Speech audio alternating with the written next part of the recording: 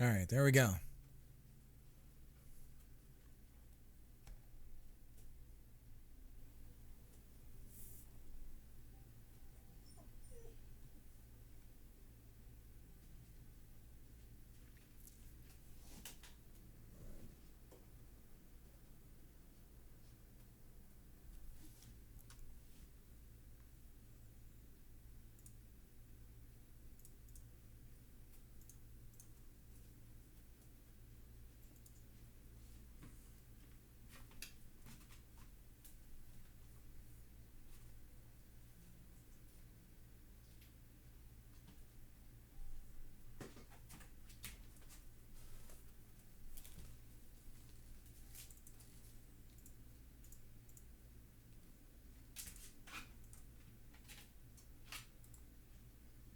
Get on the couch, Cal. Come on. You're making me nervous. Get on the couch.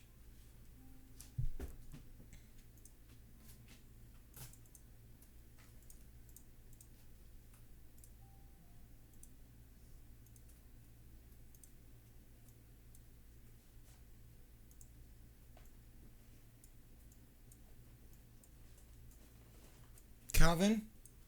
Calvin, no. Stop. Stop. Calvin, come on. Get up on there. You need something to chew on, huh? Here. Here you go. Oh, did you get it? Did you get it? You're gonna fall! Pooh, how's it going? Let's get to work.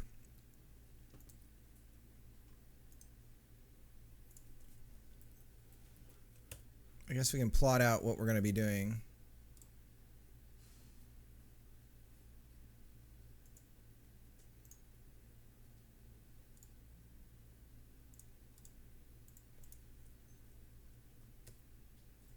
Nice.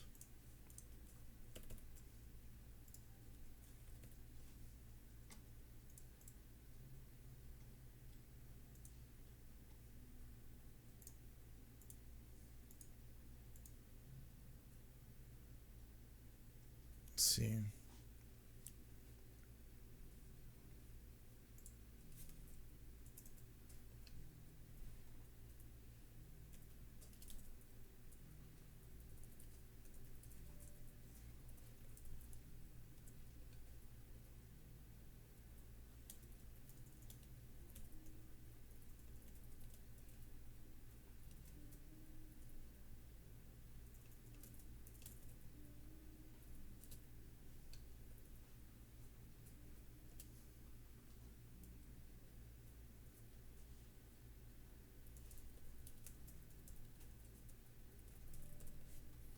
Okay, so that's our plan for today.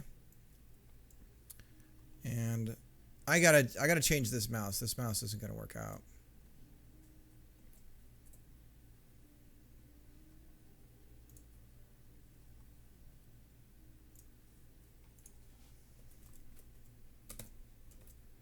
It's funny, I haven't noticed it as a problem because I'm see, it's doing this thing where it's like unclicking itself. I gotta switch it right now. I can't use this. Give me a second here.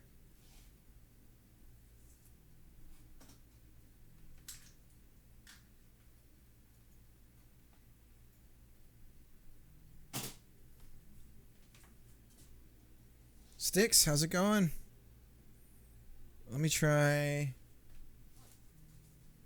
I put the mouse aside and now I've lost it. No, it's right there. It was there the whole time.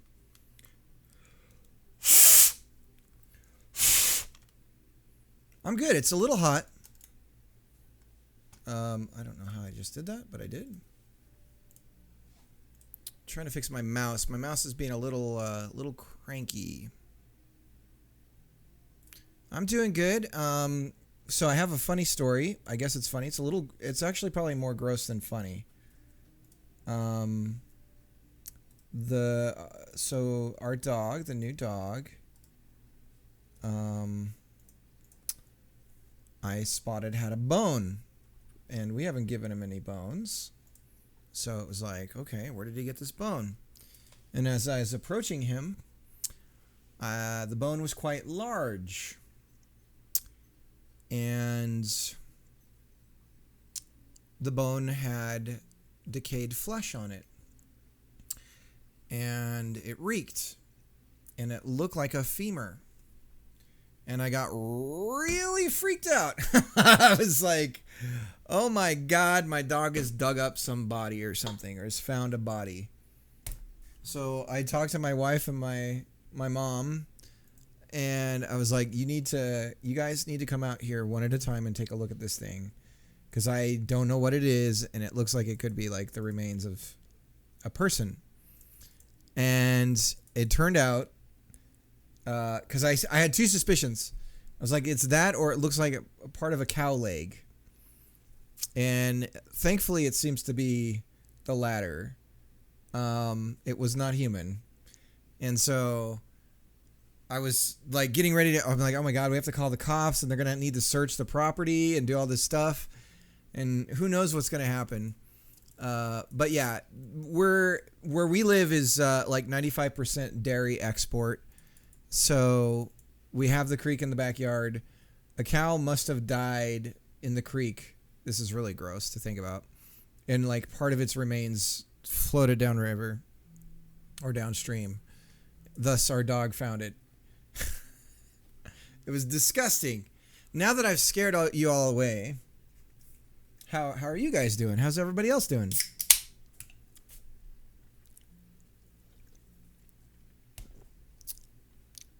Ooh, I found a guy who's doing some good covers of game music. Let me see if I can track it down. This is why you want to fine-tune your YouTube, because it starts to figure out what it is you want, but you got to hyper-focus it.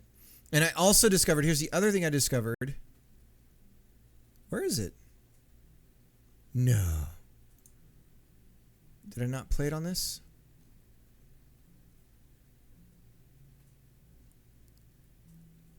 Ah, here we go.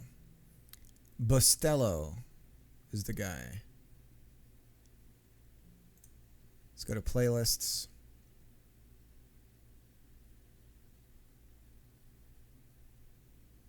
And we'll play the remix playlist.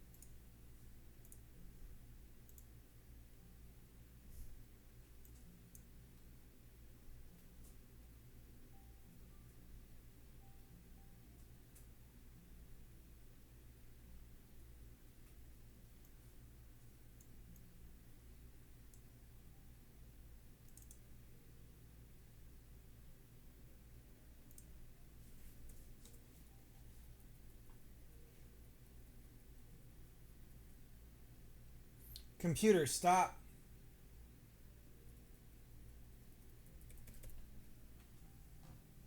Computer, stop.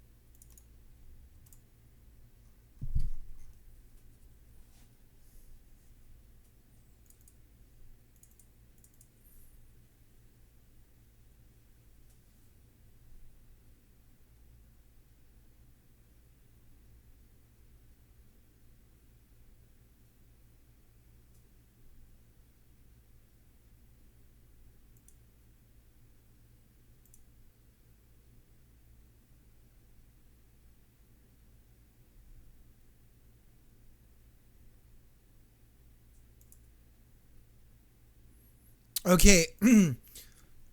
So what I'm thinking about right now, what I'm trying to figure out and understand is, so these remixes. I found a couple of this guy's music and I really liked it, but I'm not liking these. So we're not gonna do that. Let me find something else. Relaxing Dreamcast music. Here we go. I'll take that.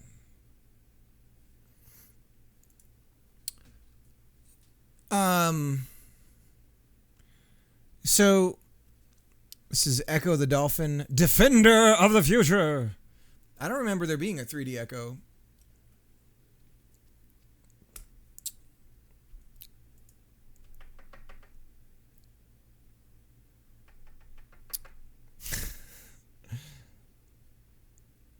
You know what song, every once in a while I think of it, that's a banger? Oh, the AVGN episode. Yep, classic. There's a track for Treasures of the Deep soundtrack. This is a Tommy Tallarico thing, which, if you haven't gone down the rabbit hole of this guy, dude is nuts. Compulsive Liar. Which is a bummer because he doesn't need to. But there's one track in particular that I just need to hear it every once in a while. No, that's not it. And I'm gonna be honest, the music on this is so inconsistent. I know he has a ghostwriter or something, because some of them are good and some of them are not good. But this is the one. It's just so good. It reminds me of like early 90s or 90s, they called it like new age.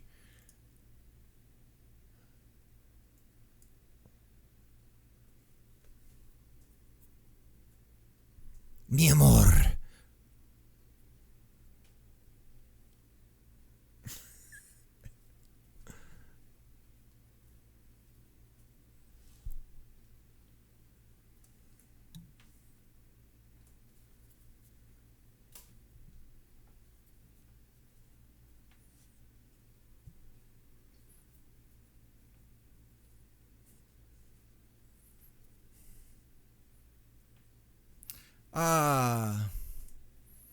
When you're playing the game and this hits, it's so good. And then you got the little steel drums. So good.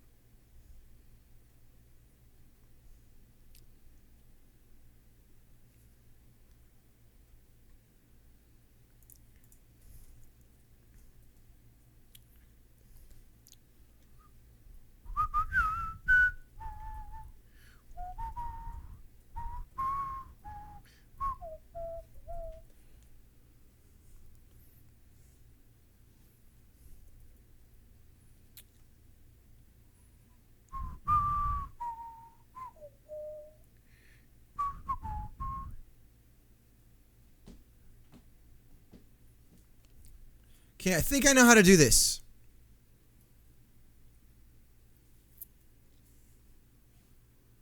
I gotta let this finish. I gotta let this track finish. It's so good. Ah, si, Dembien.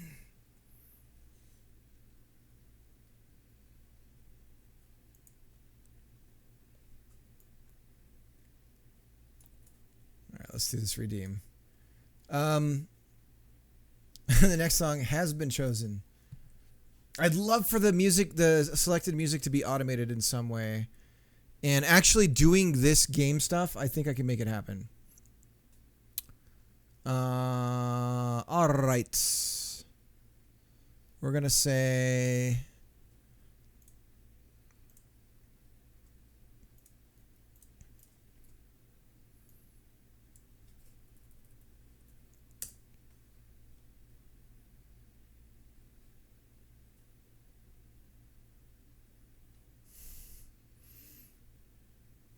All right.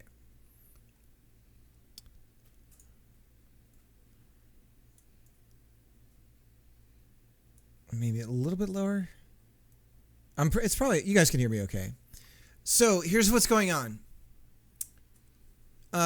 So what we're trying to set up is a way to register and remove commands that we then send signals out of when somebody types them in, right? And any other class that we're building, any other object that we're building, let's say, in this thing. So we're going to have maybe multiple game types or something, right? Those games will be in their own little object or class or whatever the hell you want to call it. It's going to be its own set of functions that'll fire in its little world. So when that game is started, we're going to add those commands to our accepted list. And then when the game isn't started, we're going to remove them when it's over, right? So the problem that I was having is I was thinking about invoking an event, which is like what would be a signal in Godot. And I couldn't wrap my head around how to do this where every time I invoke the event that it doesn't hit every single thing that's subscribed, because I'm only thinking about subscribing to all chat commands, right? So it's like, how do I make it so that we subscribe only the thing that we want, the function that we want to result in firing because of that one command, not all commands, right? Because then I have to do an if statement in the other function, and it's like, well, this kind of defeats like a lot of what I'm trying to do here. So what I'm going to do is when you do the event subscription, which will be over here, you're going to pass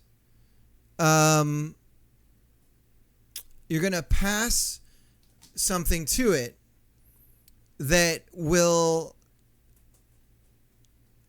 be that's where you give it the commands, right?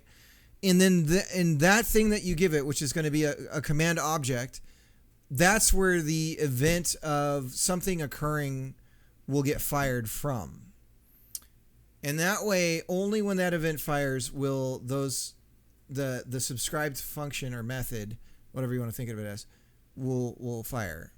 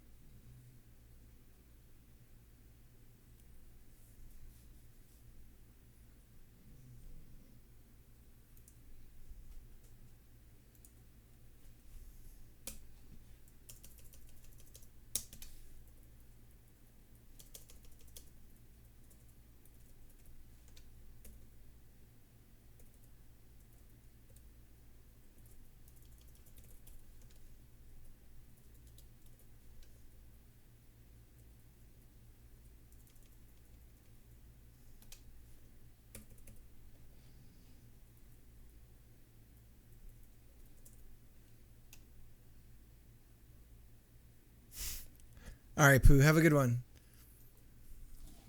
Have fun with your friend.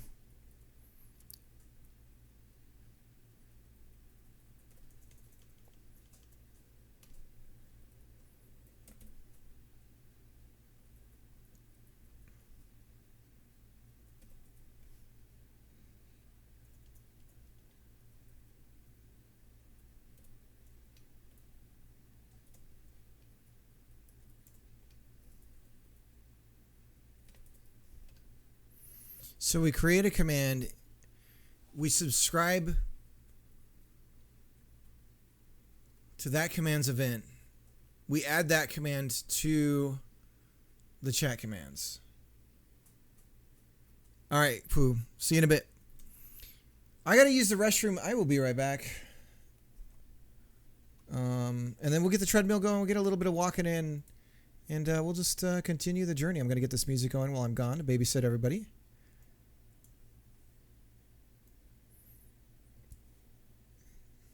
I'll be right back.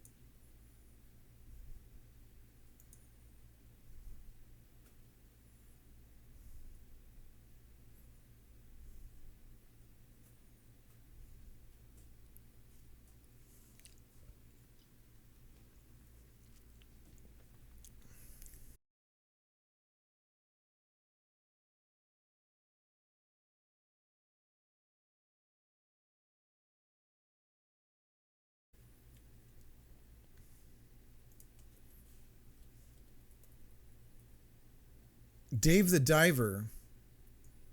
Dave the Diver. Is that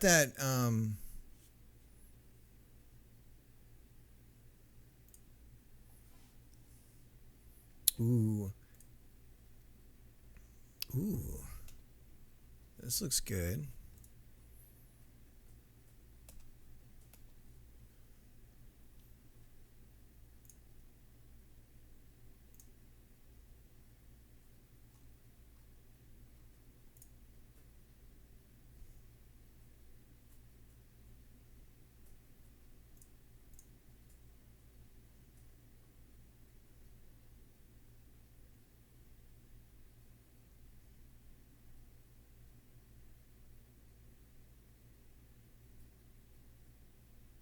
Interesting.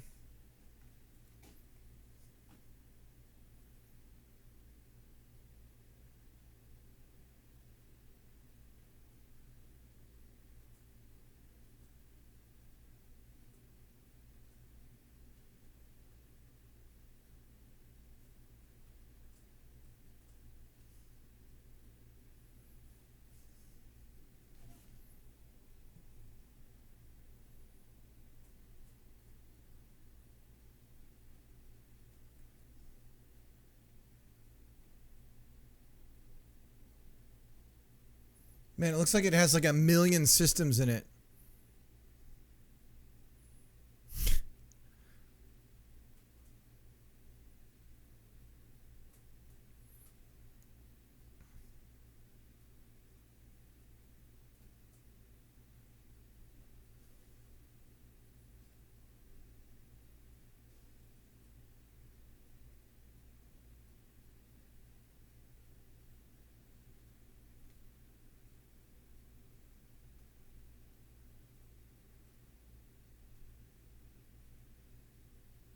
That looks cool.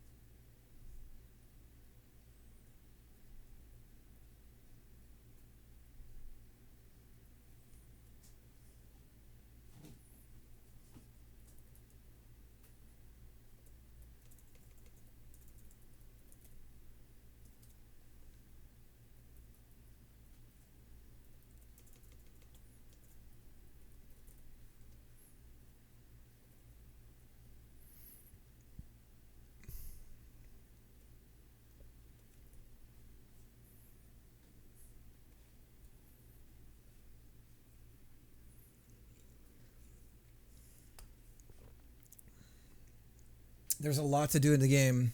I like those. I mean, so long as it's fun and you don't necessarily have to do everything. Um, there was a game on the 3DS called Fantasy Life, and I guess there's a new one coming out on the Switch. But that was a really cool game because you could play with other people, and it was like this little tiny. It was almost like a personal MMO. It you had different classes and stuff that you could level up, and if you wanted to farm, you could farm. If you wanted to craft, you could craft. You could just craft in that game if that's all you wanted to do. Or you could go out and be an adventurer or whatever. So it was like a little bit of everything. I really like the idea of some sort of commerce driven.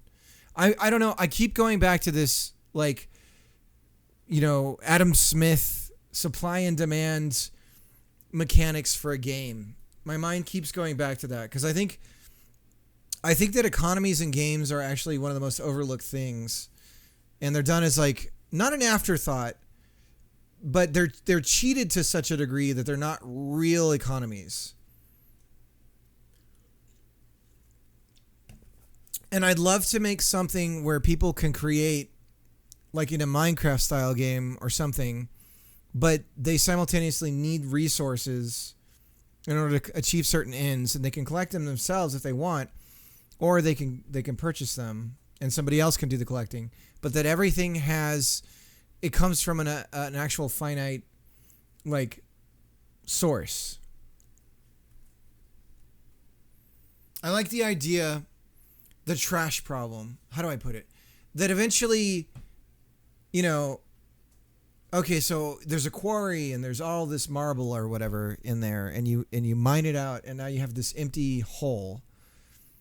And all of that material got put into houses and used for all this other stuff.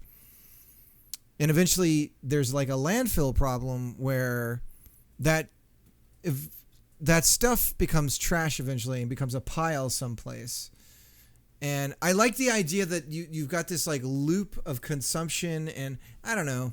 I feel like it would be a really interesting thing to mess around with, but also simultaneously really difficult to. I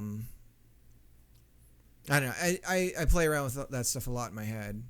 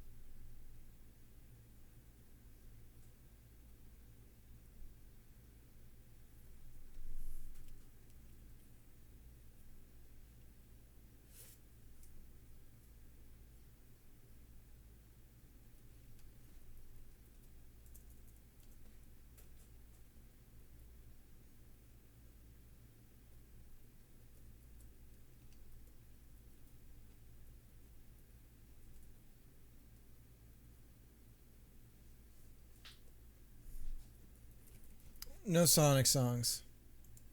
Banned.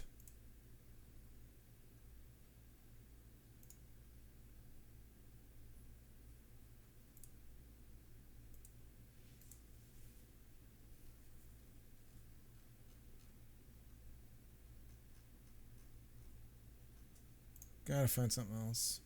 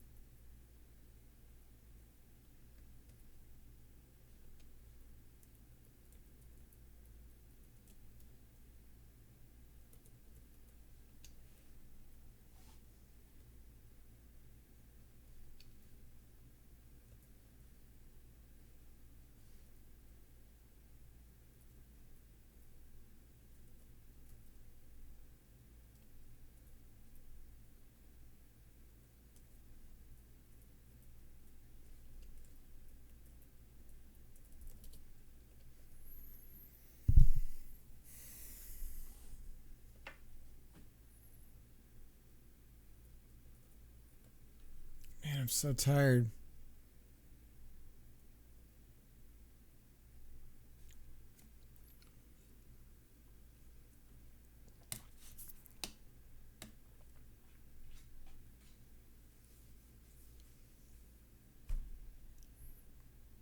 I want to take a nap. Would that be weird? I get more viewers than I've ever gotten just falling asleep.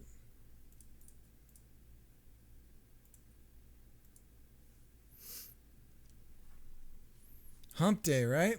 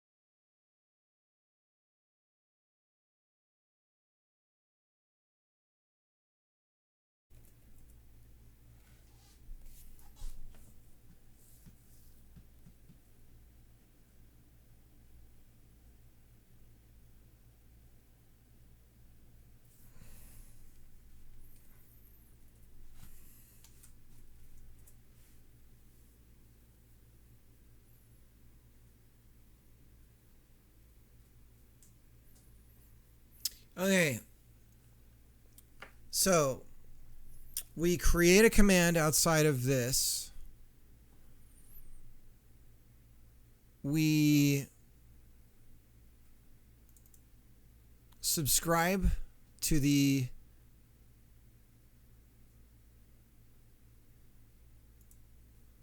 command received event.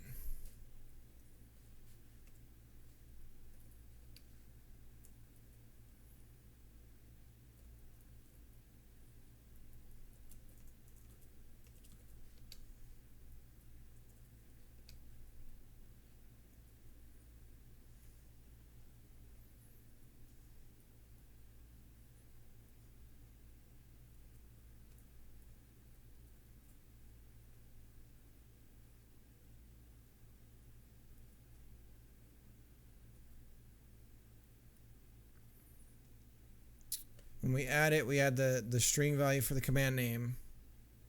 or we create the so we're repeating ourselves a lot. No, it would just be command. So it'd be new command parentheses the name of the command. Then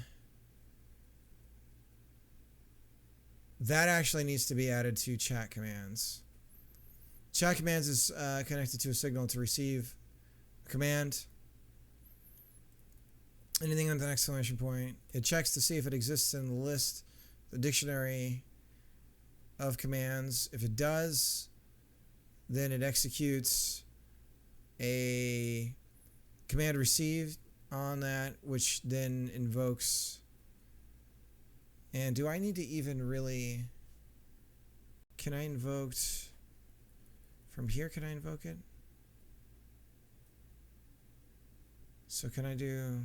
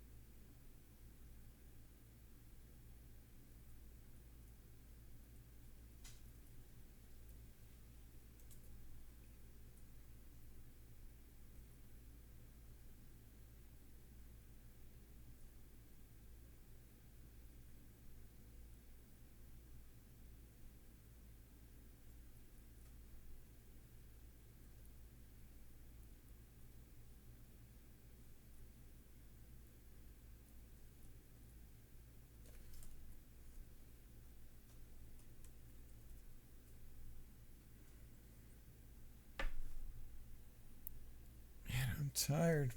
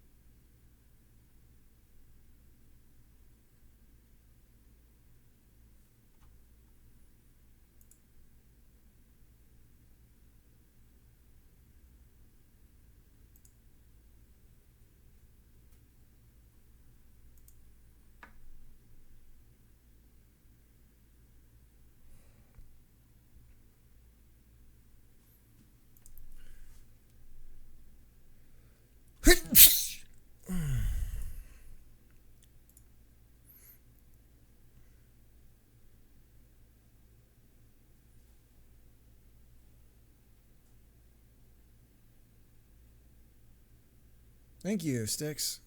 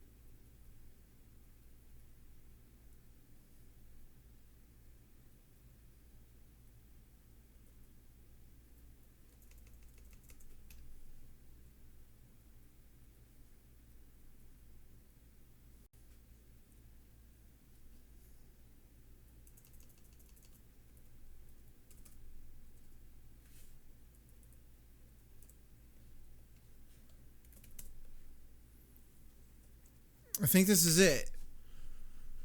All right, let's double check again. So we're going to be creating a command. And all we do is pass a string into for the name.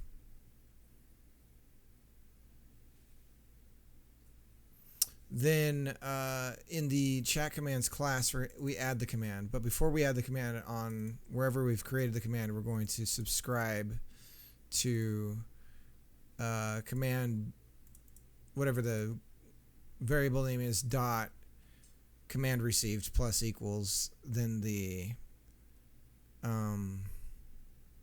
method that we would be firing when that event occurs.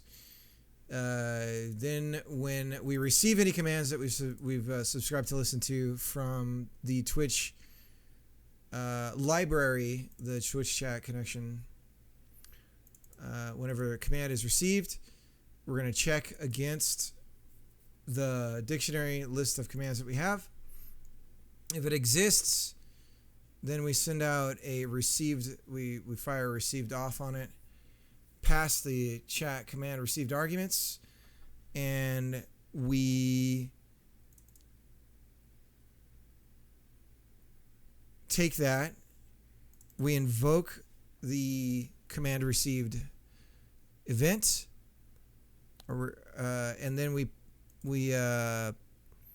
pass the chat command received arguments and shape them into this command event args, which gives us the command, the sender, which is the Twitch user ID, and the parameters, which is a list of strings.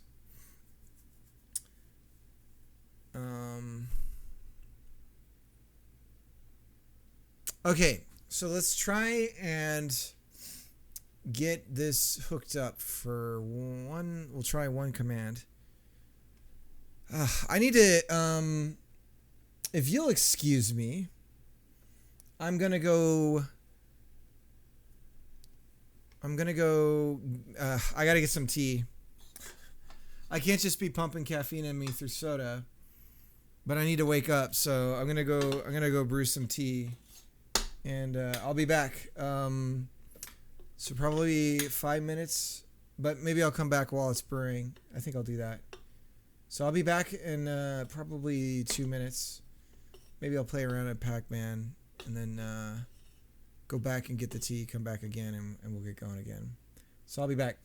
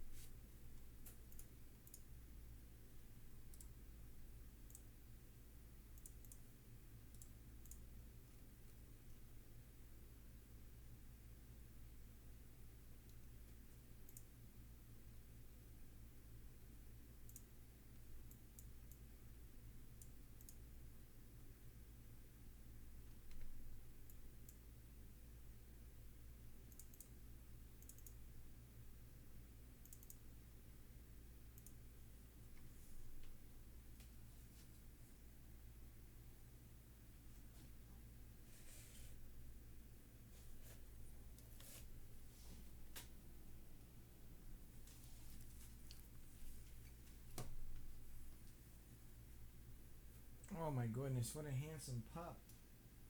Oh, he's the most handsomest pup. Come on. Come on, Cal.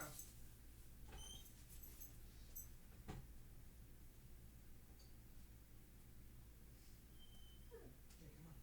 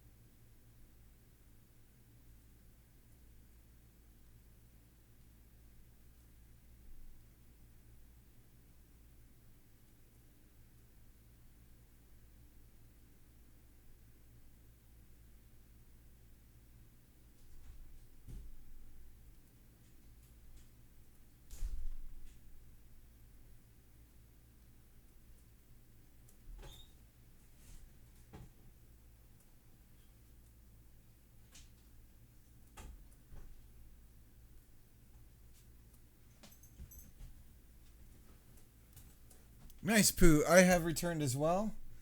I was going to do a round of Miss Pac-Man, and we're going to get back at it. I got some tea brewing here. So, let me... Did I leave this on? I did. The battery died? It did. Okay. The battery was in here. One of these bad boys. Alright, let me get it charged, and I'll get a replacement.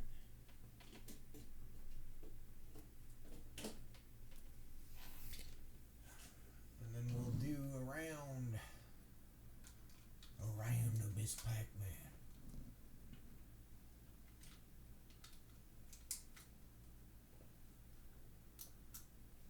Why is it not firing?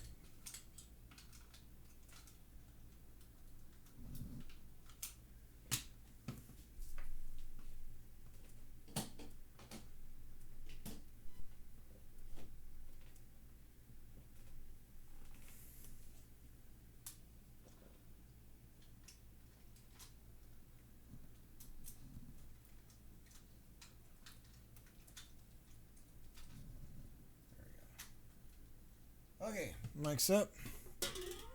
Ah! Camera. No camera audio. Camera is frozen. Pissed it off. There we go. Okay, so we're now...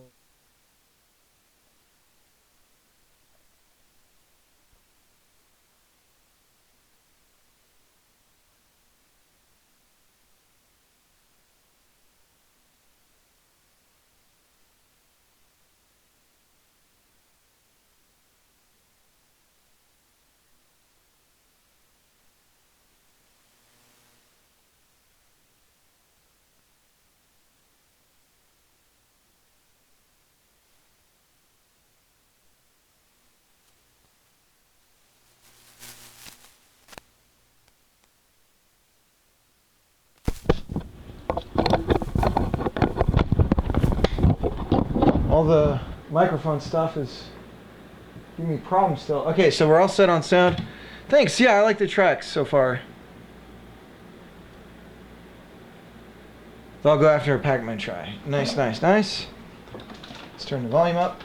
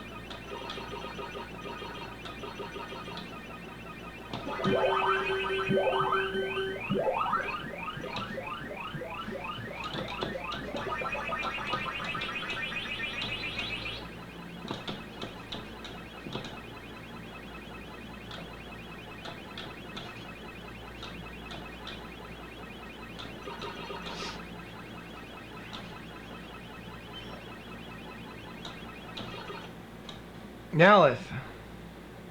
13 was a good volume? I'll keep it at 13.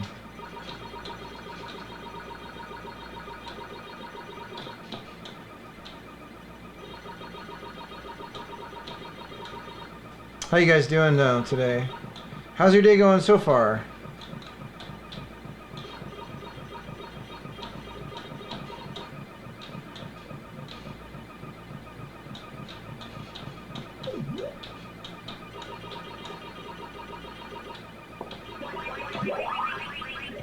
See how they changed directions twice? That's weird. Ah, the one that got away.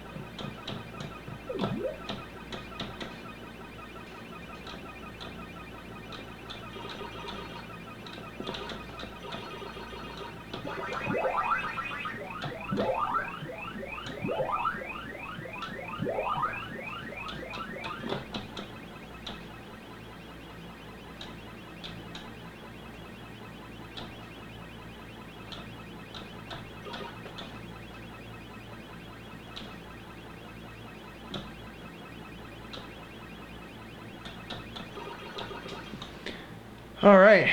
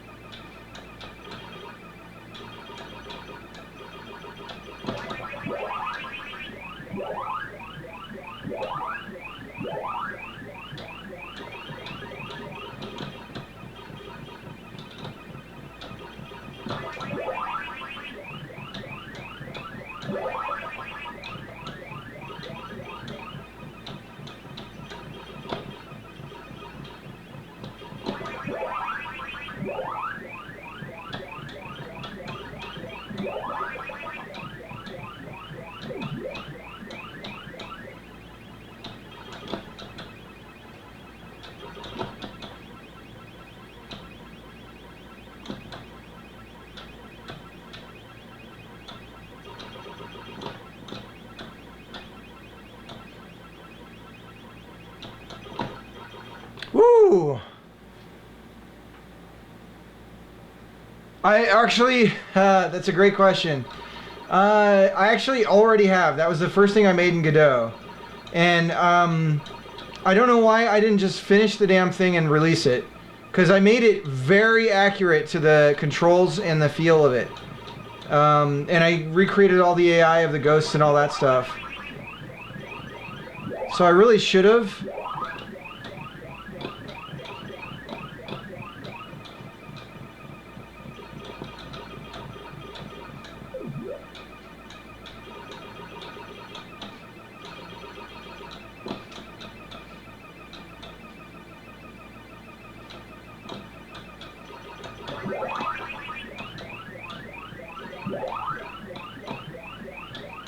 Ah!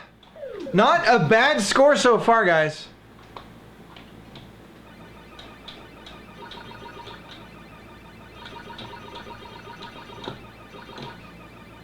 I started experimenting with adding puzzle-like elements to it.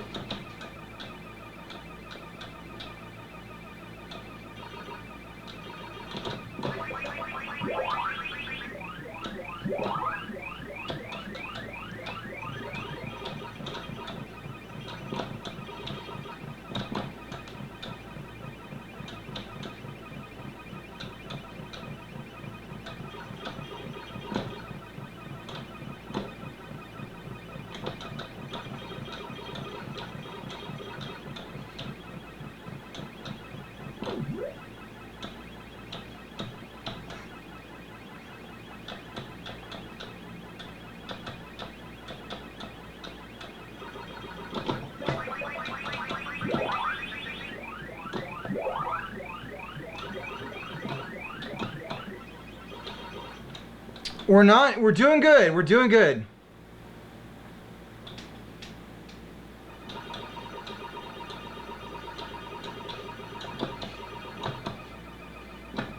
Ah! I was cornered.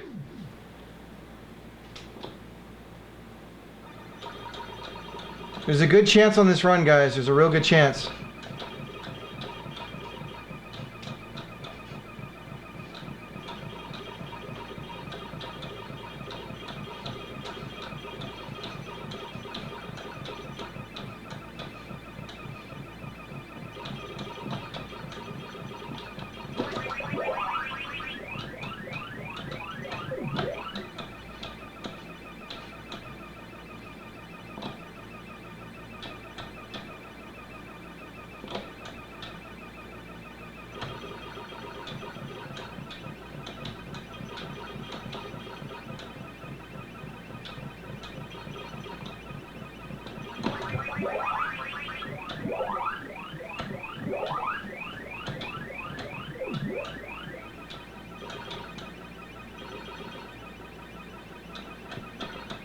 Damn! I should have pulled back. We can do it. I just got to clear this board, and we got a good chance of getting a high score.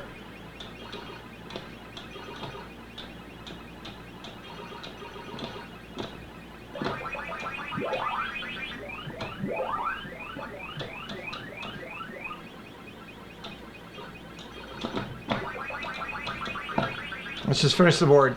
This is it. We're gonna get. Okay, we got a good chance. We got a good chance.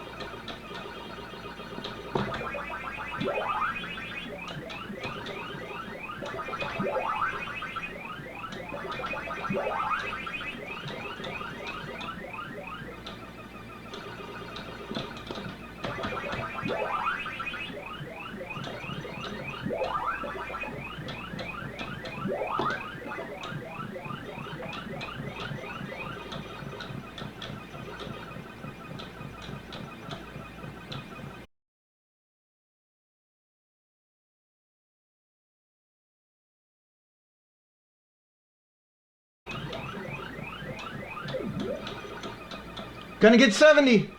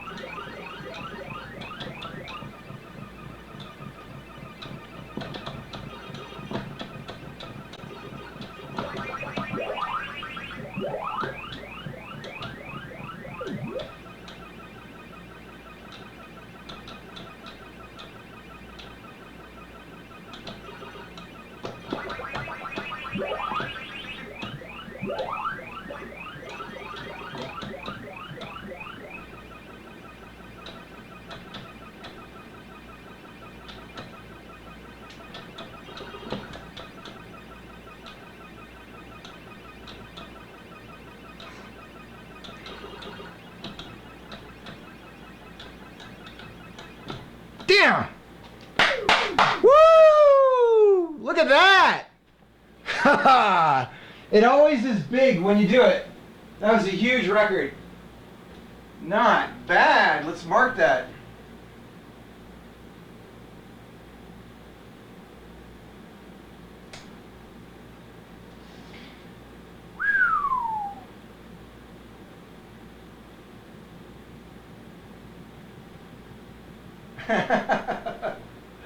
Nice.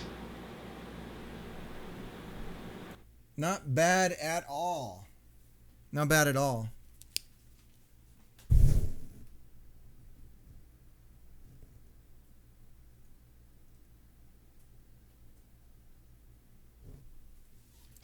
My heart's pumping right now. That's a good feeling. It's like I just got back from a jog or something. I'm trembling.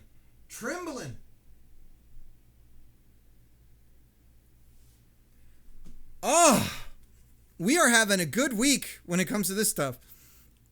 Maybe not so much offline, but online things are going pretty well.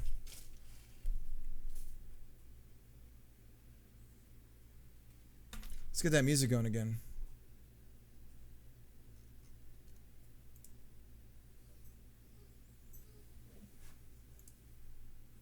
Hey, you. Do you need to go? You gotta go potty? All right, come on.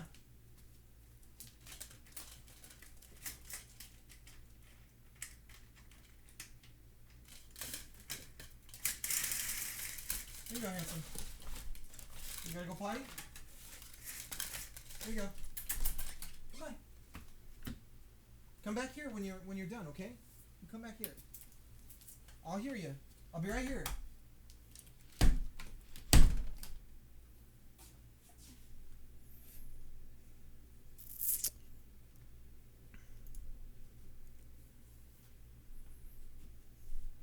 All right, let's try to plug this into the game. We're actually going to see if we can hook this in to BSS.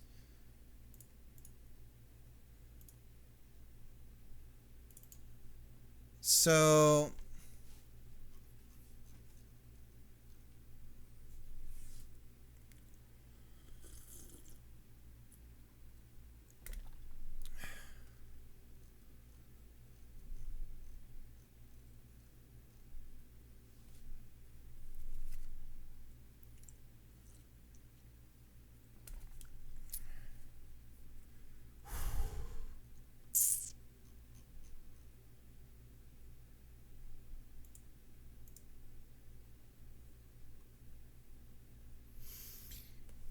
So chat commands needs to exist somewhere. So let's put that in the singleton.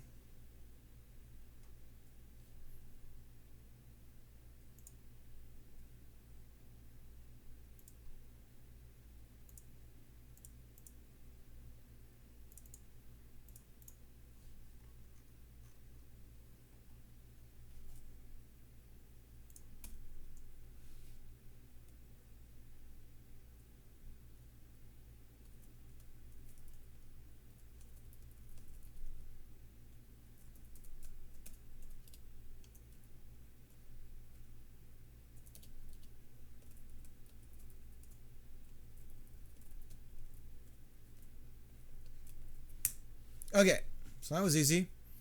And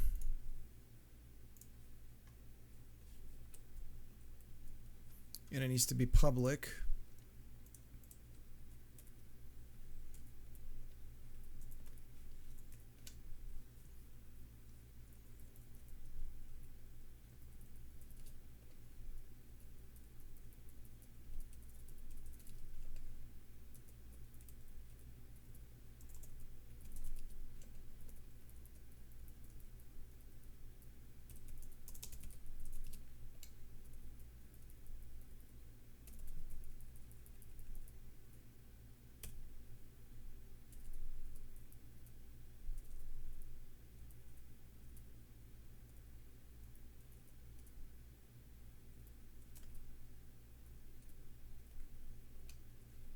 Devro, thanks for the raid. We just got a new high score on Miss Pac-Man. So that was great. You missed it.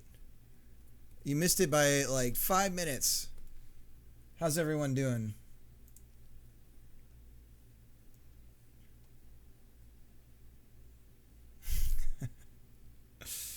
How's your stream going? What'd you do?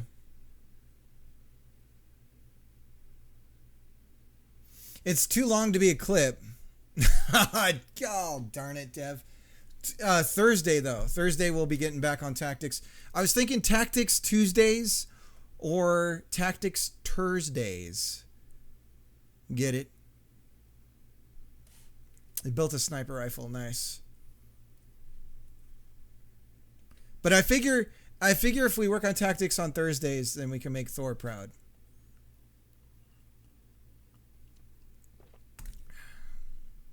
But in the meantime, Thursday's pro show, says Poostak. What is this?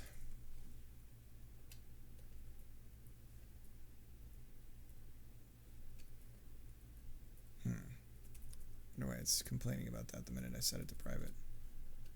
Now it's not doing it. Must have mistyped it.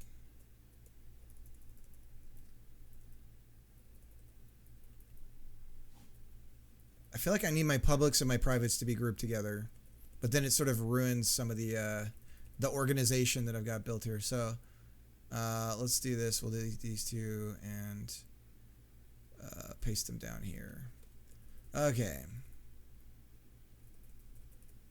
But this needs to be there. There we go. Okay, so now all of our publics are together.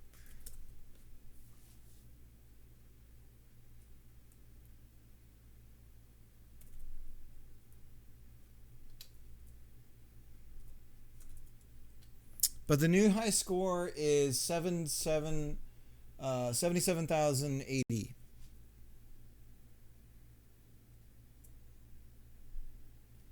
Solve that OCD by looking at it in compiled ASM and note it doesn't matter. Well, it's more like so that I know, like when I'm looking, it's for my compiler. You know what I mean? For this old brain.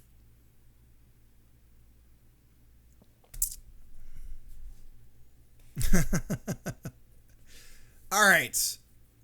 But it's like a struggle because I want... Like, you know how you'll declare, I don't know, you'll have a variable that's like, they're like related, but then it's like, well, I want to separate my like, I don't know. Anyways. Okay, so we've got, indeed, this struggle is real. Okay, so we're going to go back over to BSS. Actually, I think we could do this in game or in main. So let's get main up. And then we're going to look at over here when we connect to chat.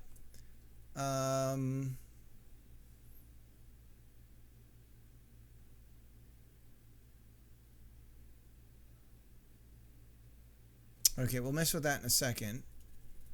But we need to create a new...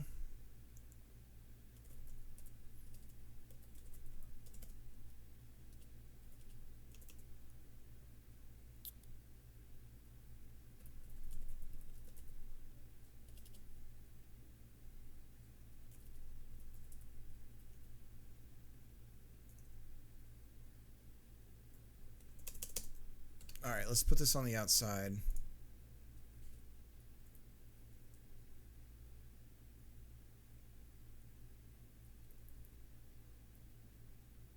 And this struct doesn't need to be outside of this class.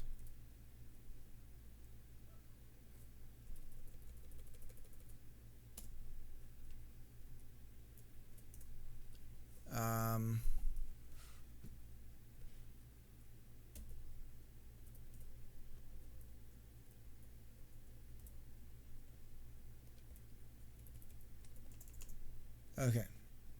So go back over here. Oops. And we say...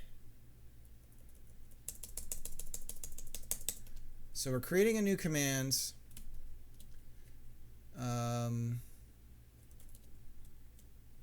New command, and then we give it the name, which is BSS. And then we're going to do game... what do we call it? And that's not going to work.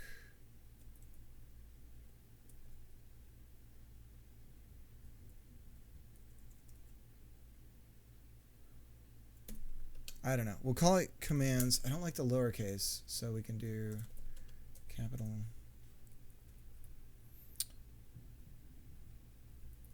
Hang on, my dog wants in. Calvin? Calvin?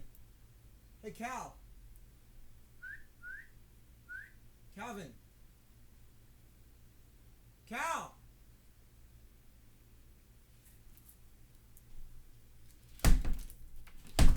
Hang on, I'm gonna make sure he's being a good boy because I have my spider senses are tingling. Give me a second.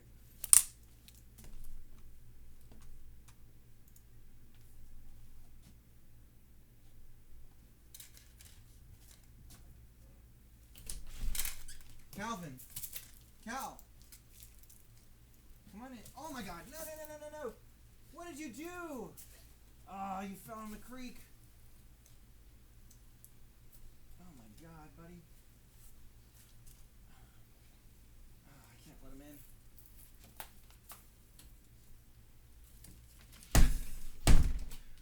him in. If you'll excuse me, I have to wash myself. My dog fell in the creek. Or maybe he took a swim. I'm not sure which one it was. But he's very happy, and I'm not now. So give me a second. I'll be right back.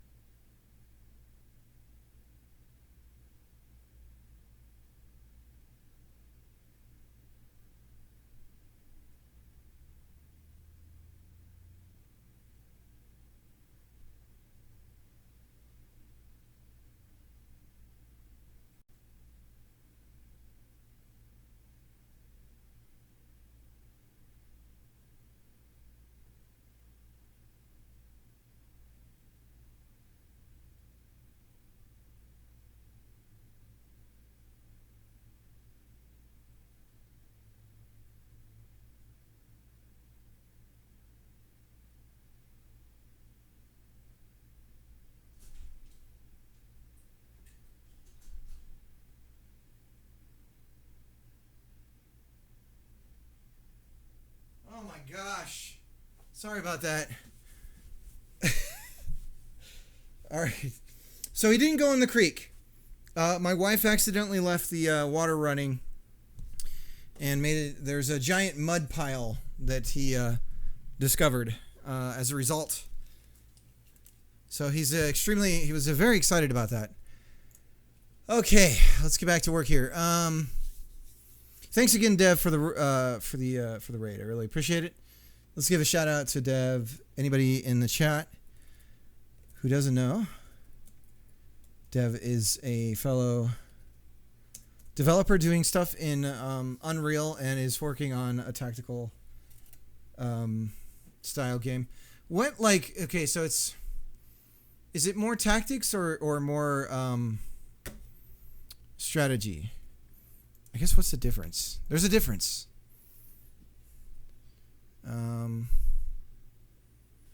What did I call it? Oops. Commands. Game, commands, object reference is required because it's non-static field. Okay,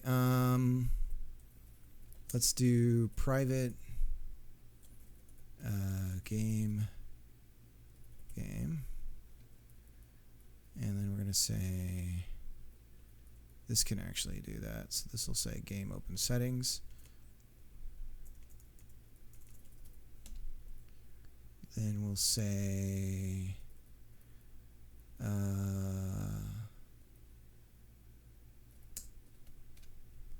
oops.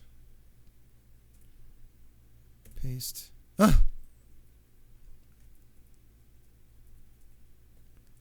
Game equals get node game roots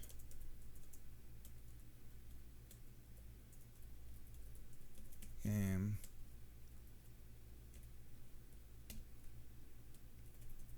then we reference it with game. Okay, so hang on a second. I gotta let my mom in. The way to win the battle strategy describes the way to win a war.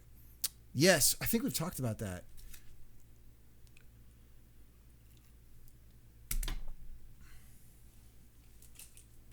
Hello.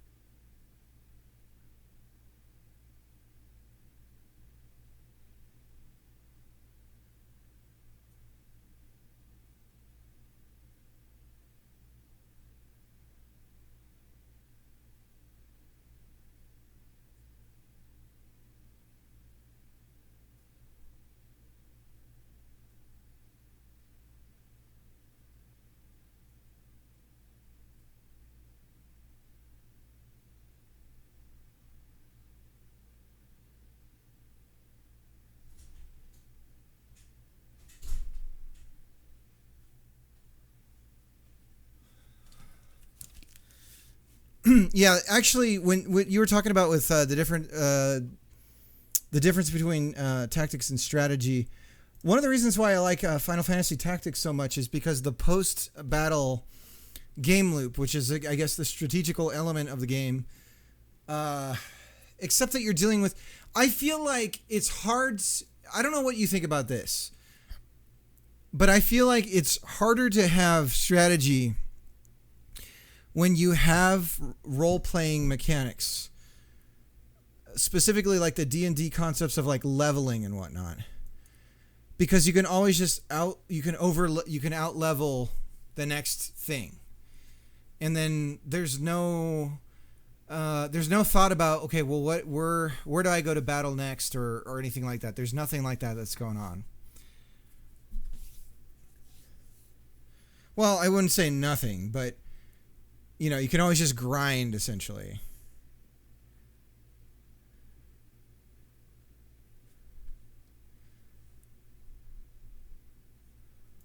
Okay, so we have game commands, and then we're going to add BSS command. Okay? And then the other thing that we're going to do with this, voluntary grind should be rewarded. Yeah, I don't know, it's tough.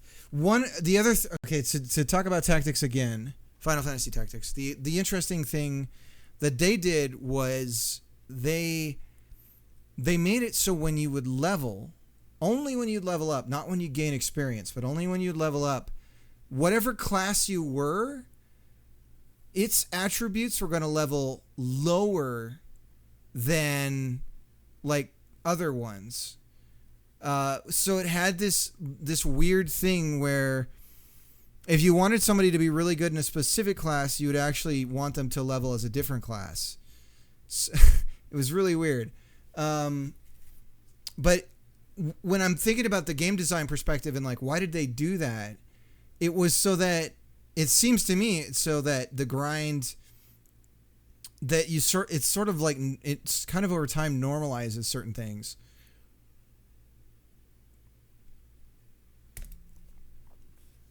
Okay, so then what we're going to do is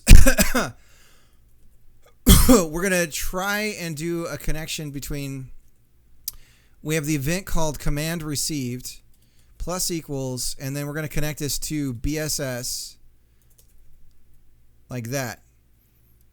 No overload matches the delegate. Okay, so then we say over here, this is where we have to change something. So we say this, or object sender,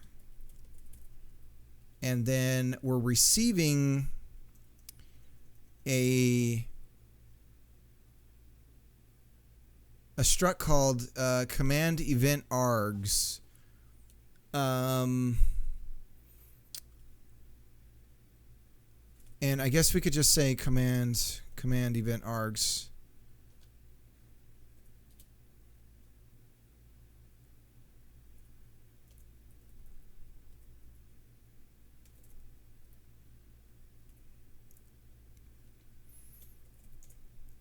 But I kind of just prefer this.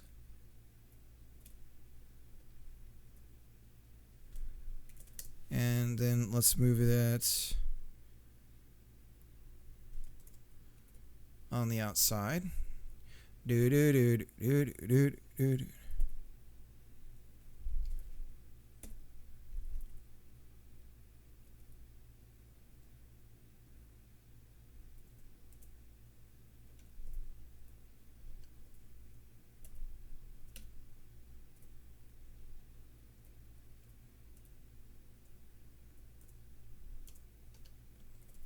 Okay.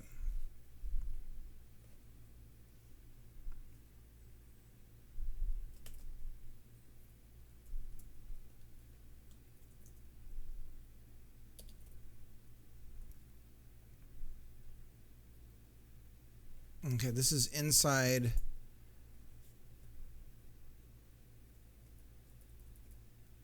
We need like a giant. Am I going to make a giant file of structs?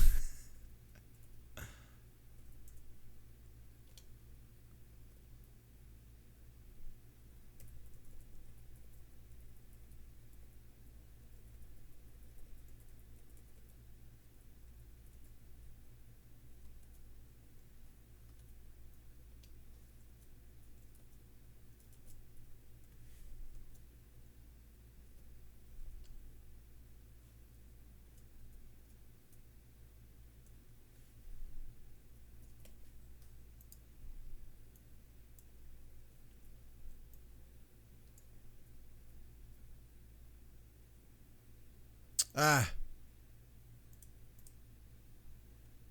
How do we how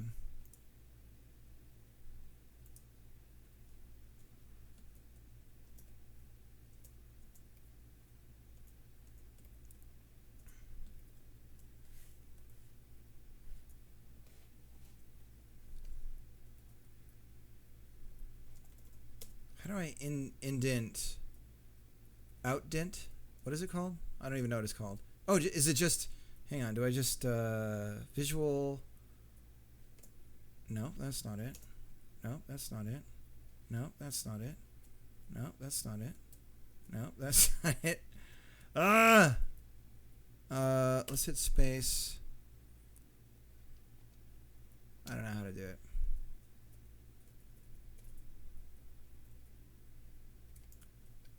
I have formatting off.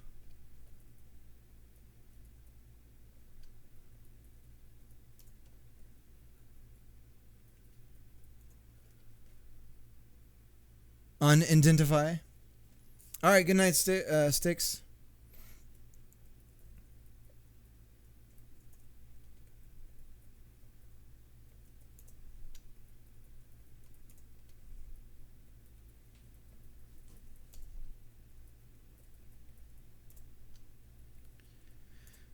It's interesting when you think about grind and experience and leveling and all that stuff, because in real life, in a real war, or combat, I guess,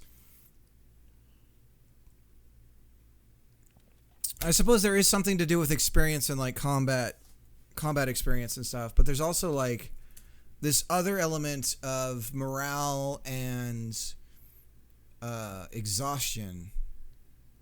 And those aren't really represented often in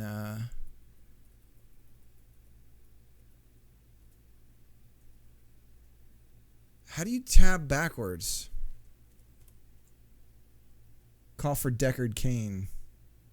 Identification.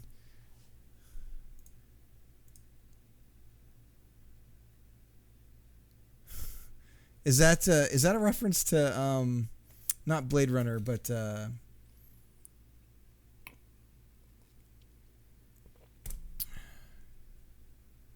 oh, Diablo, yeah. They send you a boot cramp to grind. That's for reprogramming.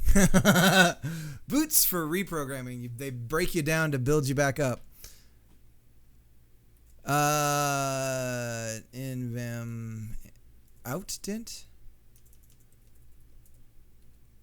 Left? I don't know what to call it.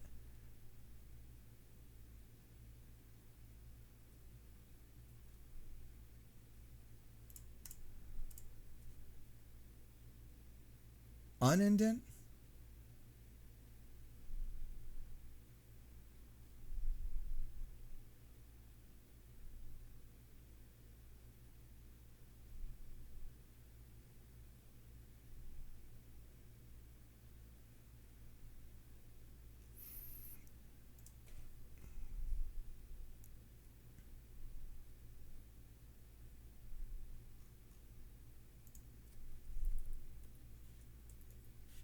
We'll try unindent.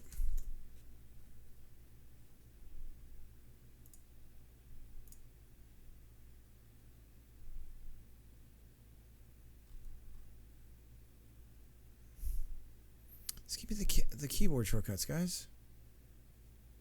Indent left.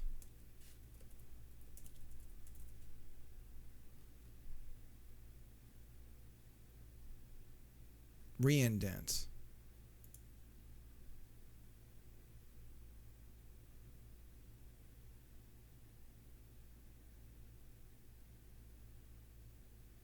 So visual to indent 3 lines. De-indent. Okay, they call it de-indent. And according to this, whoops. So we're in visual, and that doesn't do it.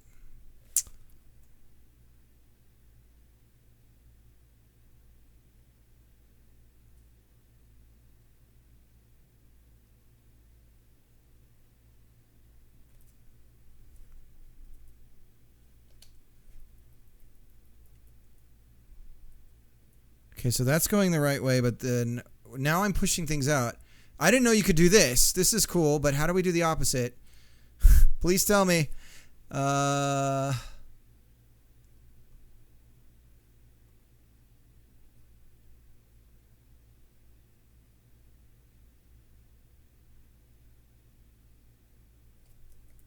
It's not working.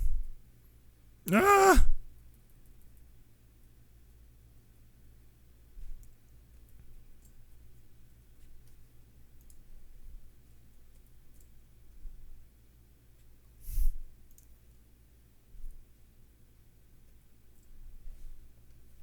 Whatever.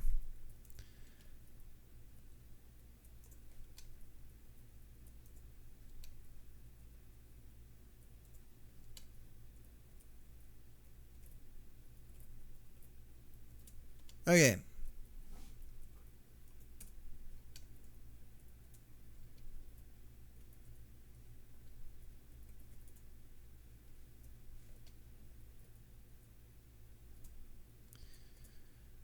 It's funny. I'm about to execute this code that I've been wanting to have run, and I'm futzing around with indentation.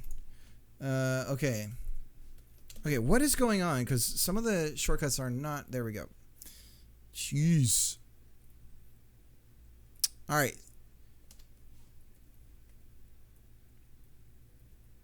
So we've added the command BSS here. So let's go ahead and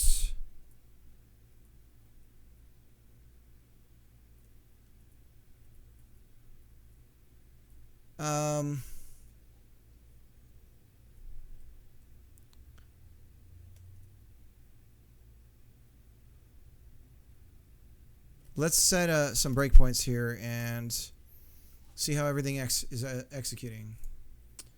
So we're going to go ahead and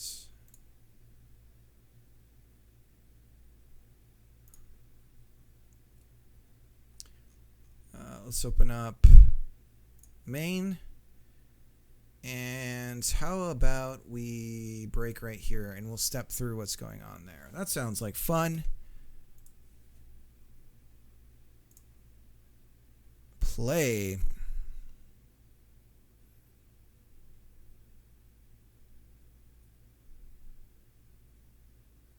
Okay, we compiled fine. We hit the break. Step through it. There's the command's name. And we're checking if the key exists.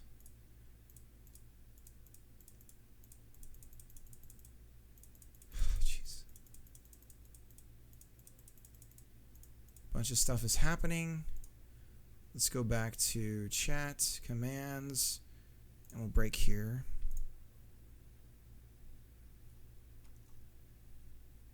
And our login has failed.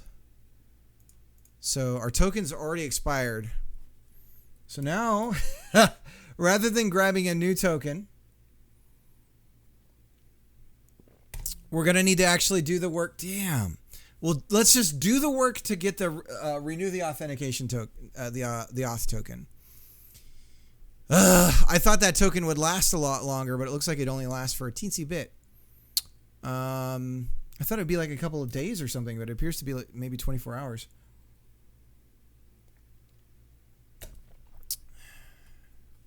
All right. Before that though, we're gonna refresh this one more time.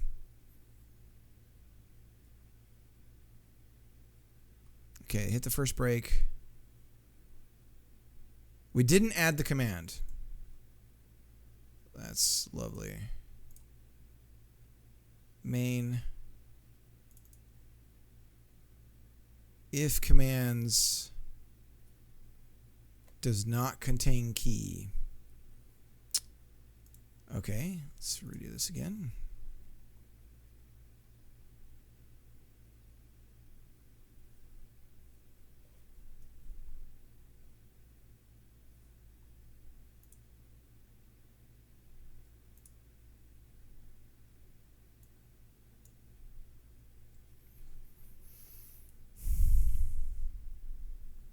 Command is BSS.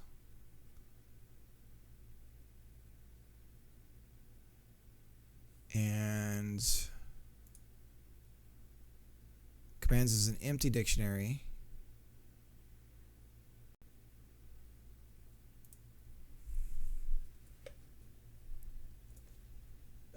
Let's print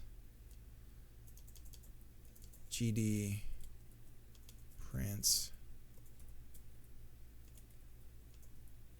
command exists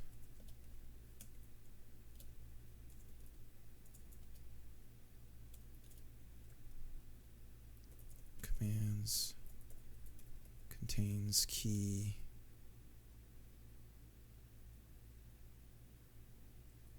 command.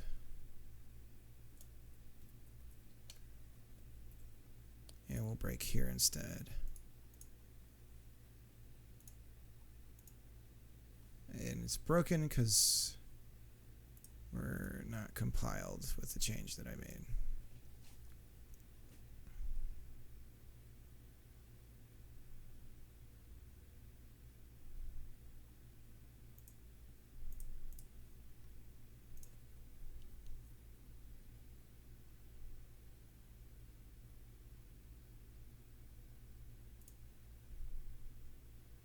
Null ref exception.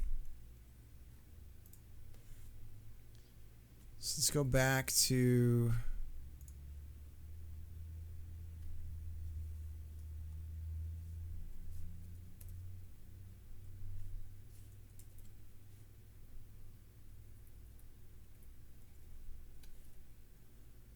new command.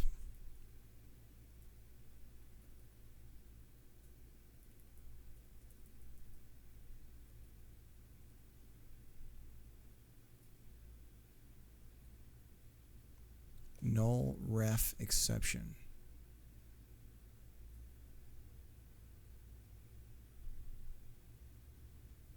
Is this because we didn't create a new dictionary of strings and commands?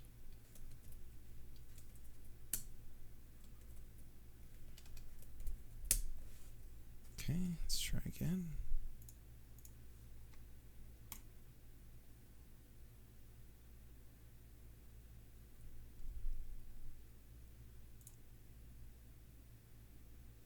Okay, that's a good sign. Hell yeah. Okay, and it says command exists is false. Okay, so now we're doing what we need to be doing. And then let's break on add just to make sure we actually hit that. Okay, so we're adding. And we're doing a reference of the command name and the actual command class instance. Okay, so we've added the command. All right, so that's working. So we know at least up until here we're okay. Next, we need to see if the event will fire the way that I'm expecting it to. So we're adding the commands to a dictionary inside of the commands class. And then what we need to make sure is that there's a subscription to the Twitch commands being sent to the commands class. And when that fires, it looks through that dictionary, finds the command that matches that, and then sends the event for that particular command, so that way we can subscribe to individual commands and not all commands as all events. So okay, so let's take a look at getting the close all this out. We need to look at the Twitch, the dev.twitch.tv stuff. And we're going to look for, let's get some music going here.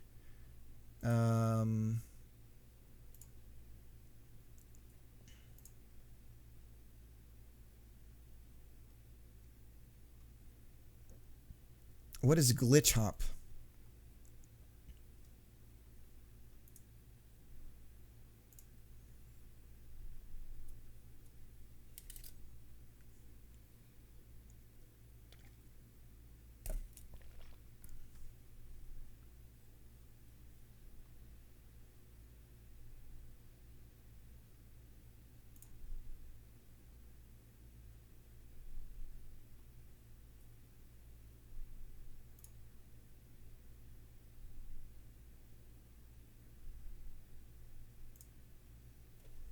Access token and refresh tokens can become invalid for the following reasons. The token expires.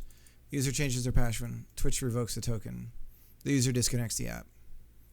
If the token becomes invalid, your API requests return 401 unauthorized. When this happens, you'll need a new access token using the appropriate flow for your app. Third-party apps that call the Twitch's API and maintain an OAuth session must call the validate endpoint to verify that the access token is still valid.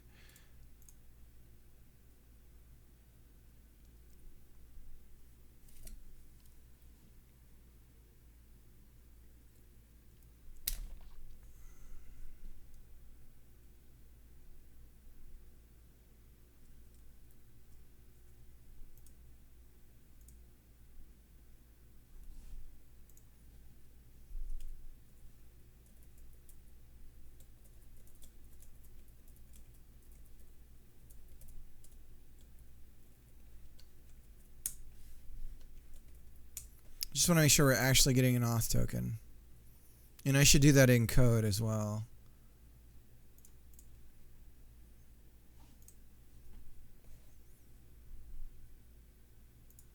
Yeah.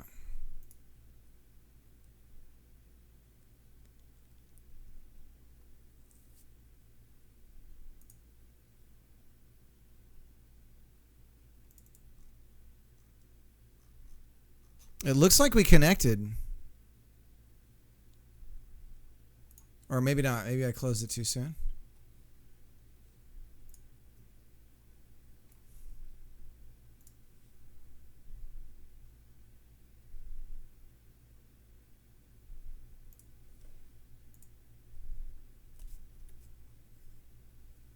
Validating tokens.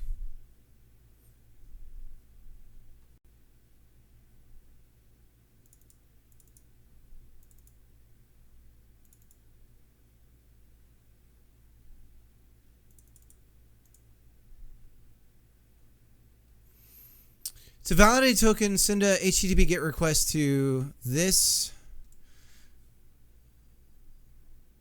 And the auth token, the access token to validate goes here. Okay.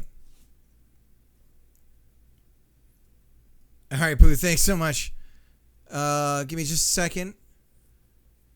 We're going to check the...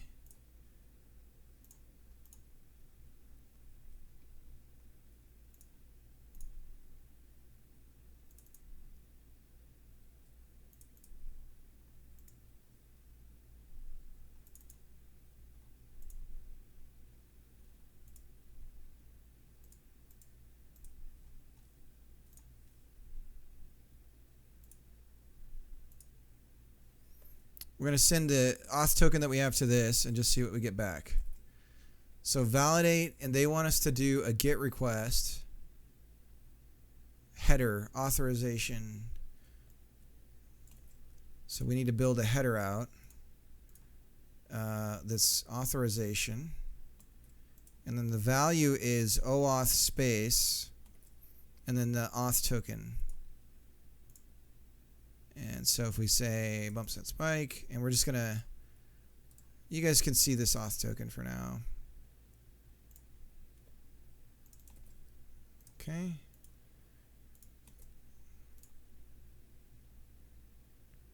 (401) unauthorized.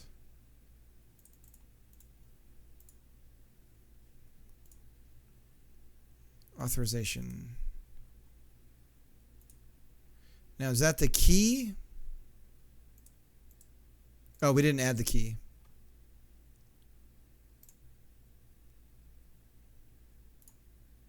Invalid access token. If the token is not valid, it returns a 401.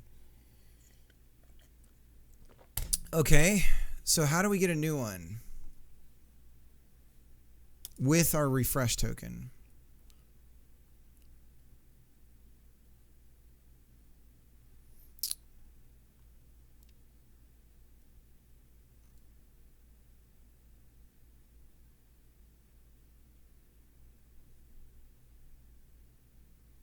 Refreshing. The following example shows the JSON object token endpoint. The object includes an access token and a refresh token.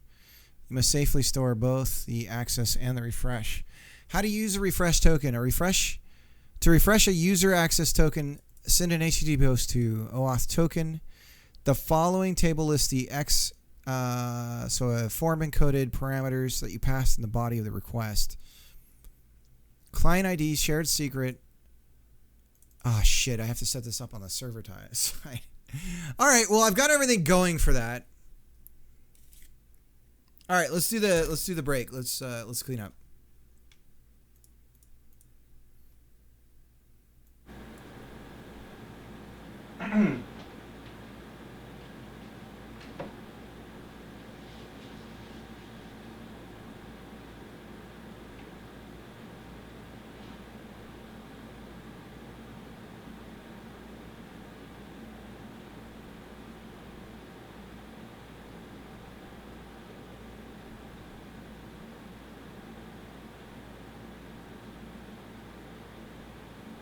All right, a little bit of cleanup.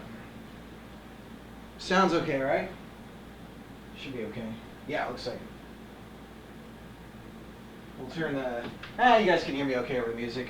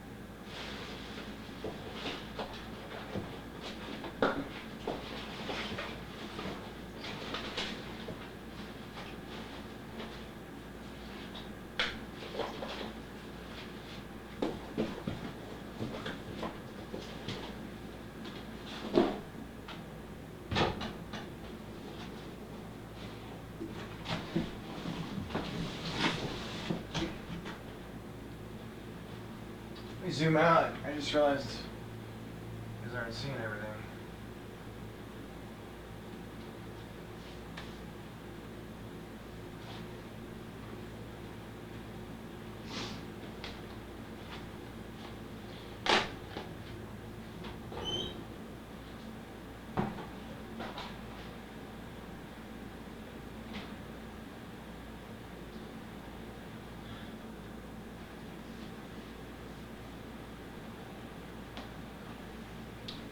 So I was thinking about building some sort of screensaver thing on here that you guys can update the image on this machine here, the Simpsons cabinet.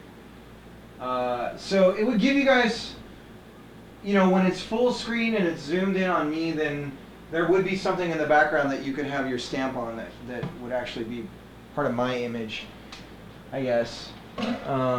And I wouldn't have to... I love the idea of stuff that I don't have to maintain, but is dynamic,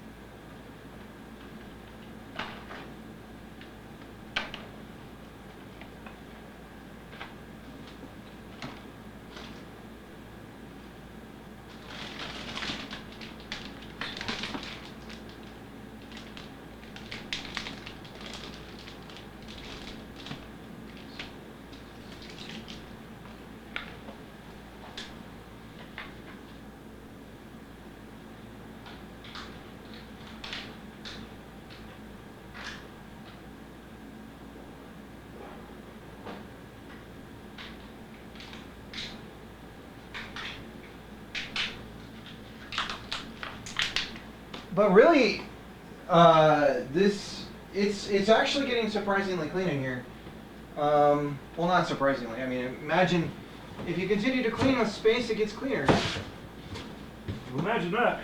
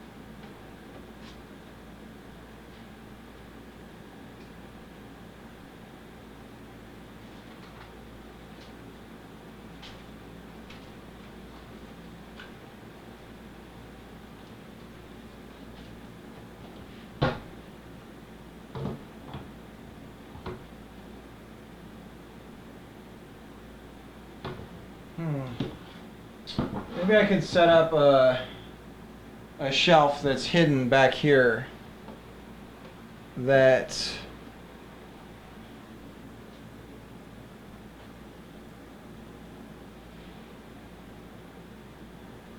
I could put some trinkets on there.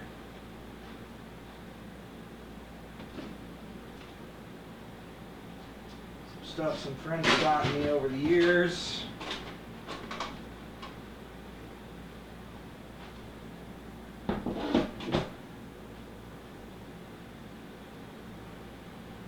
All right, back to work. That was 6 minutes, so I gave myself a couple more because it takes me a little bit to get going on that. Nice little 5-minute break. Thank you for that, Pooh. Let's hit the redeem on that. Make sure we do that. So that high score, I'm going to count that as Lex's high score. AI Maker Lex. By the way, I need to send him. I'm going to send him a message.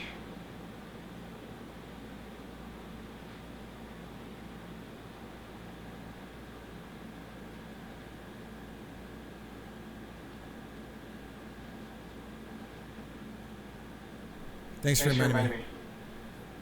What I need to okay, that's the other thing I need to spend some time doing is I can code advanced scene switcher so that when this mic detects certain talking over a certain volume out of a specified amount of time, and same with the camera, if I'm over here talking, the mic will only pick up volume at such a level, right?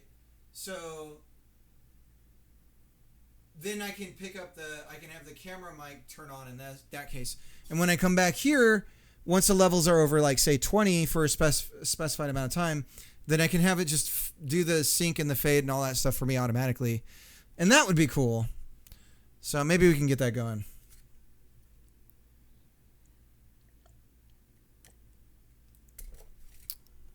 But I need to spend a day doing that, like on stream, just messing around with OBS.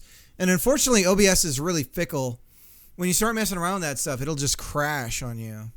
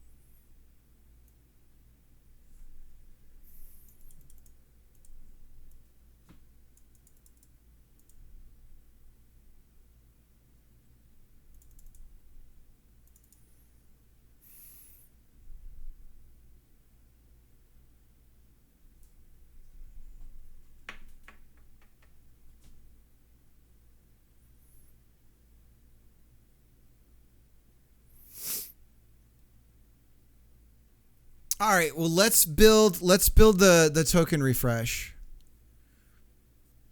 Oh gosh. Okay, so we got a new place to go to validate. So let's add that to, I don't know, should that be in the main?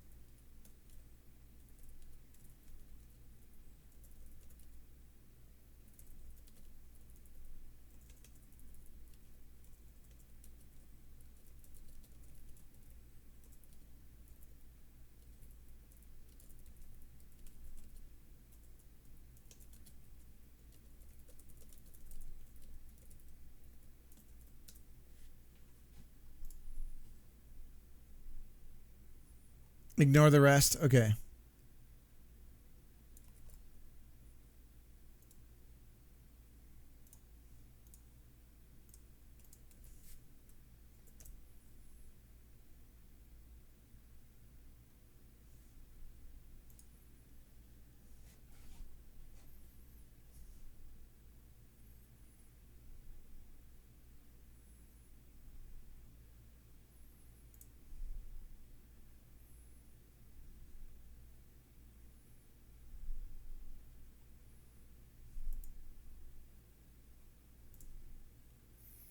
Maybe I should have this under chat.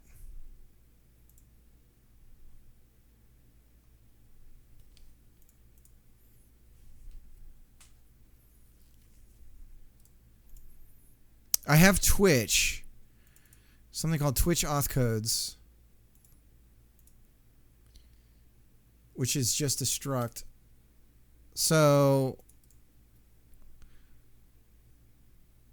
let's create a new script, and we're going to call this Twitch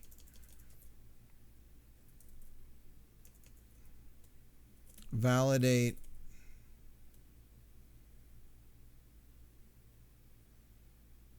OAuth.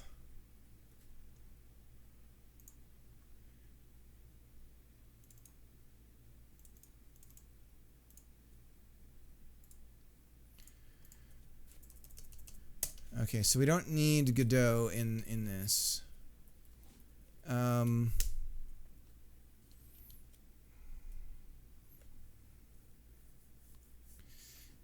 I think I actually think the method can be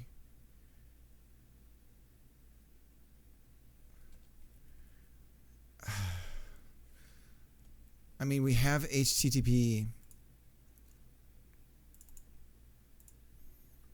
Some of this has got to be redone a bit. Why don't we call this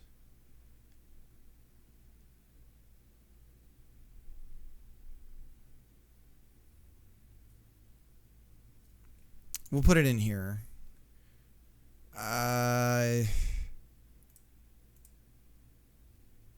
Ignore changes and close.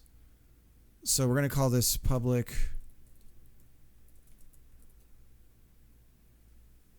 static bool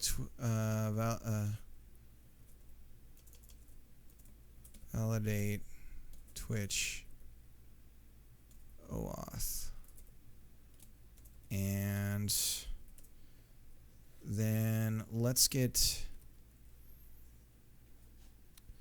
so this is where we're going to go.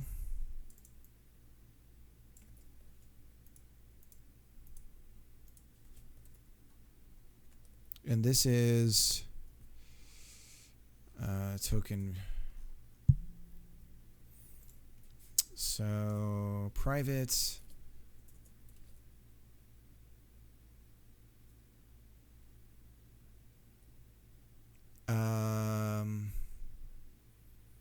Can we do something like a string enum?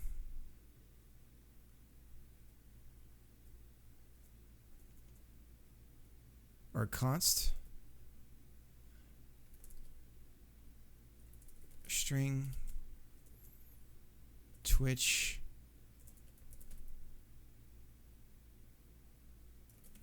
validate endpoint.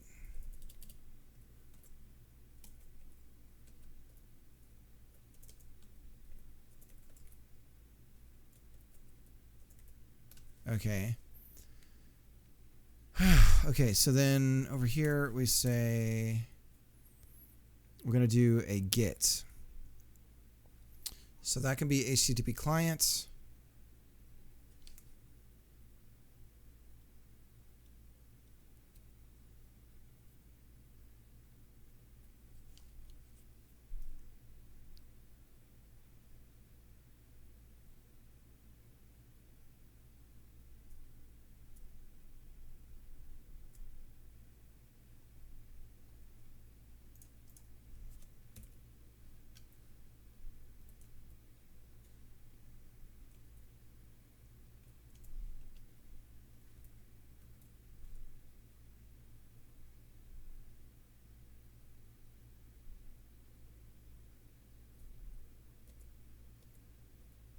We don't actually use it in here, but we were going to.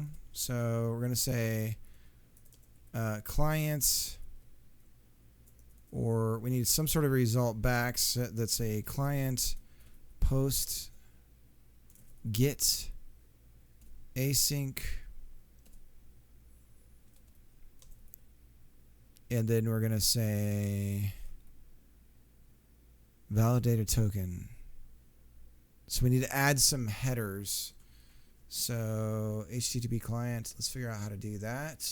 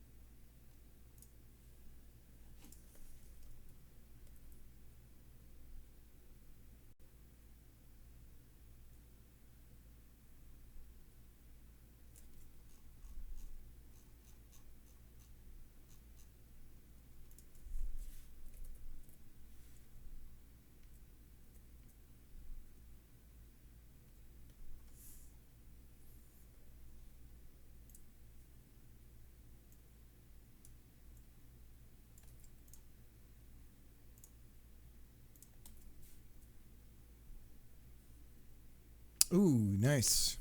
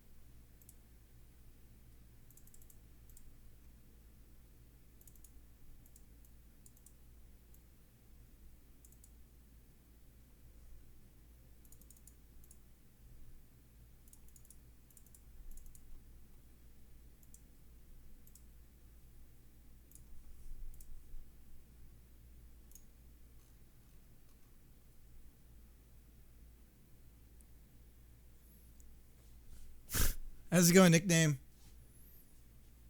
Yeah, The Witcher's a good one. I always just have the fight music just stuck in my head.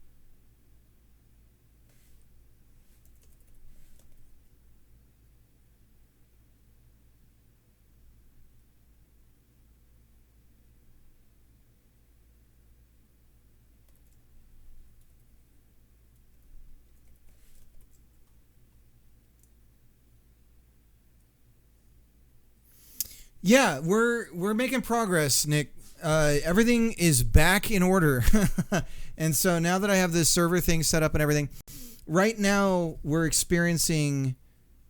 Tested a couple of bugs. Nice, go figure. But right now we're.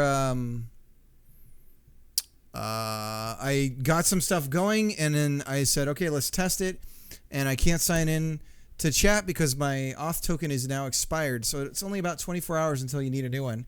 So now I'm doing the work that will go and check to see if the token's expired. And if it is, go out and get use the refresh token to get a new one. And Twitch sets that up that way so that if Twitch invalidates my application or the user does, then I'm kicked out. I know. No, dude, it's been months of just, going through and learning C# and yeah, I feel like it. So it's not self-doubt, but when you're working on something and the end is unknown, you're climbing mountains and you don't know until you reach the top of that mountain if there's another mountain in front of you, right? And so I'm past all that for now, unless I encounter something else like that. So that's the feeling. That feeling is gone of constantly. I don't know if I'm making sense or not, but that moment, that constant thing is gone. So yeah. So now our token's actually invalid, the one that we got. So now we're gonna set it up so that we can test that. Mount Cricket, seriously. I still can't decide if I want to use Godot or Unity. What do you want to make, Nalith?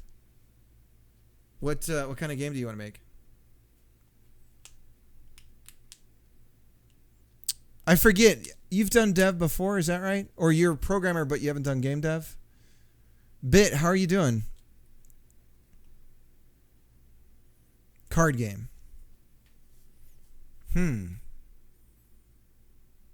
Dude, I don't know, man. No, I know nothing. If you're tabula rasa, I almost want to tell you to just straight up from scratch. I'm not even exaggerating. You learn so much more that way. But yeah, in my opinion, if you only want to publish it as a PC game or Android and on mobile and stuff, then I would say go with Godot. Because you're gonna get cooking in Godot a lot quicker. Yeah, but I guess that depends on how you see a career in game dev. If you see a career in game dev as in, say, working for Bethesda or something, or some company like that, then I don't think the engine that you learned on matters as much as whether or not you've made a game or know the process of making a game.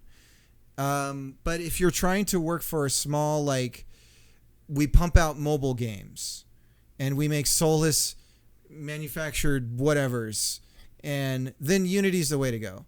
And because they're going to be looking to hire you to just churn stuff out. But I think that most game companies are able to look past.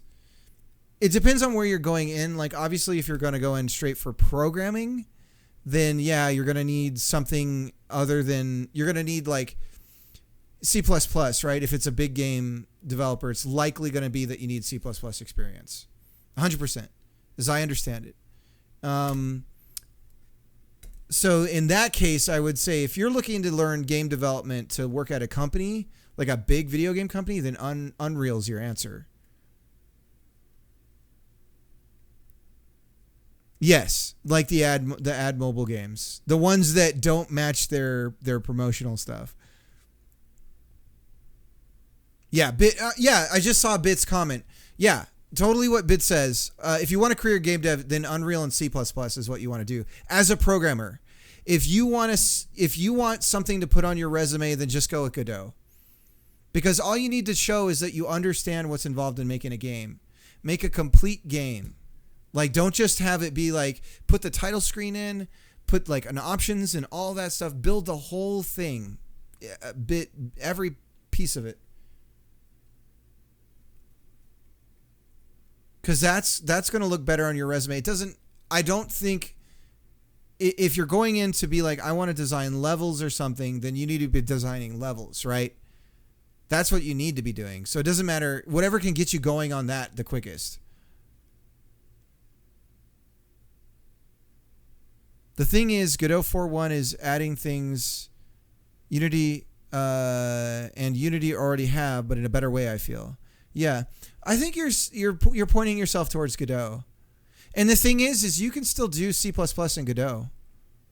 So if you're, that's really a strange edge case though. But seriously, like real advice, if you want to work for a developer, then a big games developer, then you're going to want to go on Unreal and C++. But otherwise, if you're just trying to build out a resume, then you need to make games, however you're going to do that. So I really like GD Script. I like the I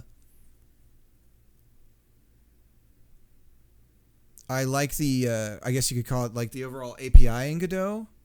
Although as I'm moving to C#, I'm using less and less of it because I have access to .NET. But yeah, you can sell assets on itch. So the question earlier was, have I thought about making who was it that asked? Nalith, you asked, right? If I had tried making a Pac-Man game.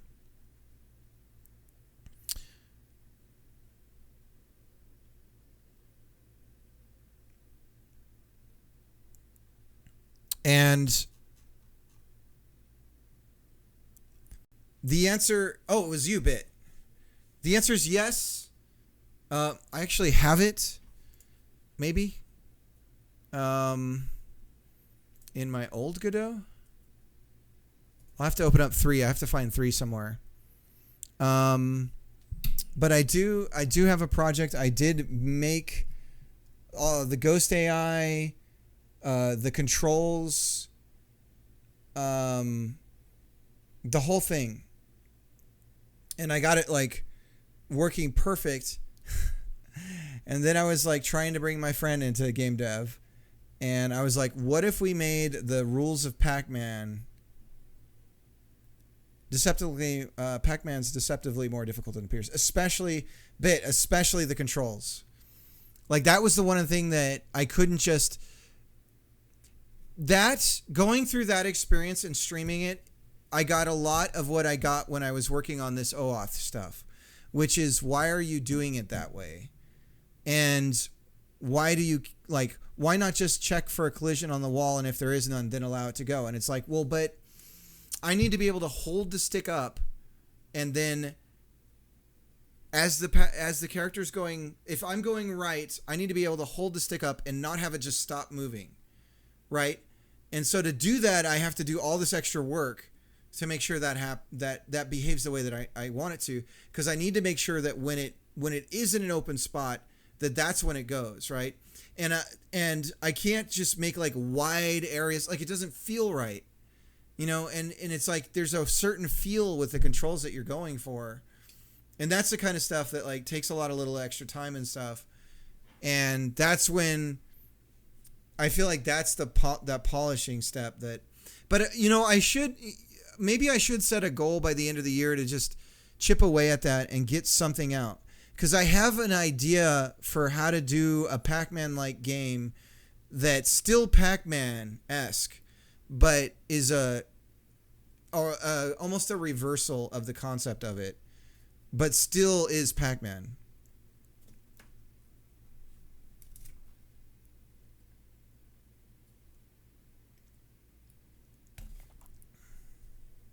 But what I started to do was, with a friend, I started to change it into like a puzzle style game where you were passing levels of Pac-Man and going on, and then there are lots of different stages with like kind of like obstacles on the field, switches that you'd have to press to be able to go. You'd have these rolling mats that like only pushed you in one direction and you couldn't go against them, and you had to go hit a switch somewhere else on the stage so that you could go that way, but it was still action-based Pac-Man play, and I really wanted to push something like that going forward. So I have, and I did a bunch of work on it, and there was a ton of like, not really entity component systems, but sort of like that, where there was a lot of coding that I had to do to handle, again, for feel.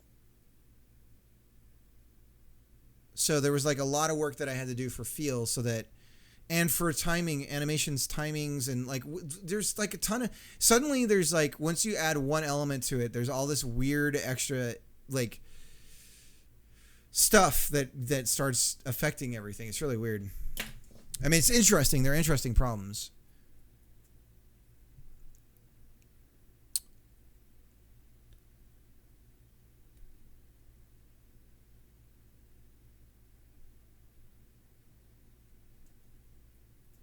So we're going to add to the header what we're going to send, which is authorization.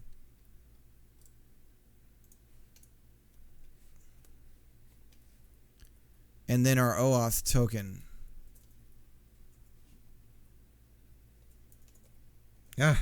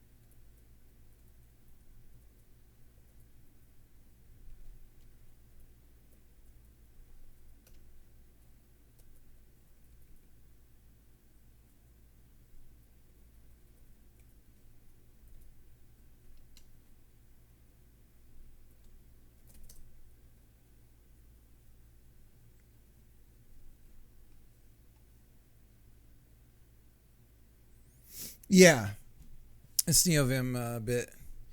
I'm still trying to remember or memorize all the key bindings and stuff like that. Let me zoom out a bit.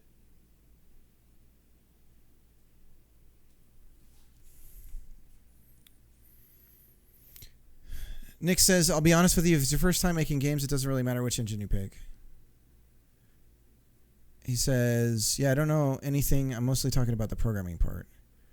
In that case, I'd recommend starting simple, like making a player box that dodges falling rocks, gradually increases the speed of randomly falling rocks or something. Just get the game done anywhere necessary, then you can start making a better, most importantly informed decision.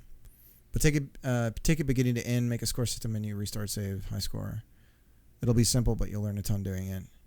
How you make games doesn't change much from engine to engine, so it's not lost. This is true. Yeah, the other thing now, the only other piece of advice I would say is don't make the goal of what you're doing small and reduce in scope continuously. Don't increase scope.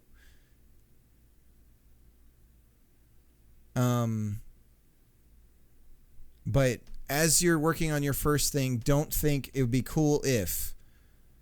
Set out like what you're trying to do and shoot for that, because that's going to be hard enough.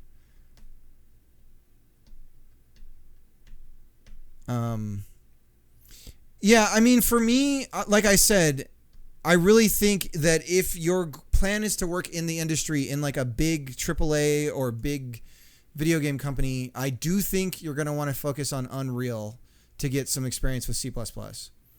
Because I believe that in the game space, in the industry, that's the language.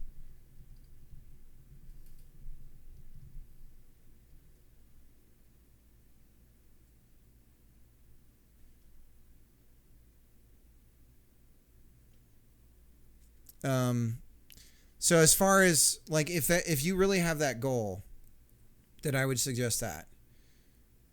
Because if you're going to a company that has their own in-house engine, the time you spend learning C++ is not necessary.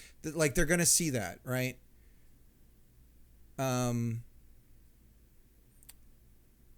So if you're wanting to go in as a programmer, then I would say that's probably where you want to shoot for. And if you don't want to, you could also just shoot for C++ with something like Raylib, which is just like a library that you could use to get graphics on the screen and sound and stuff like that. And then you're going sans engine, which is probably even, when you learn about shadow maps in one engine, you'll have a grasp of how to apply it in other engines too. Yeah, I mean, for me, and I'll be honest, I don't know that I learned that stuff in the engine. Yeah. Unfortunately, that's the stuff I'd like shy away from. But I'm not, my prime, I passed my prime a long time ago when it comes to, so my scope and my goals are completely not what they would have been if I was younger.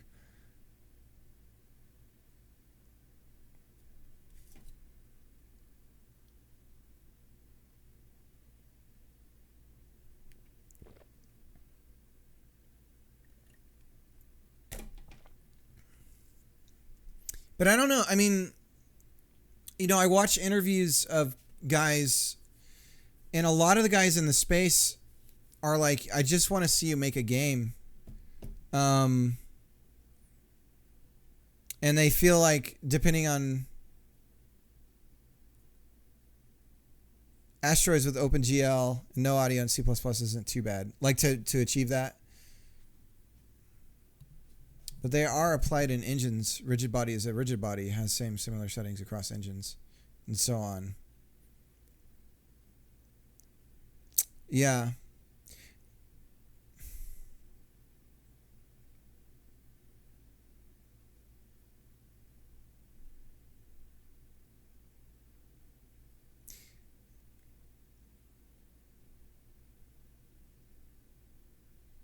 I do think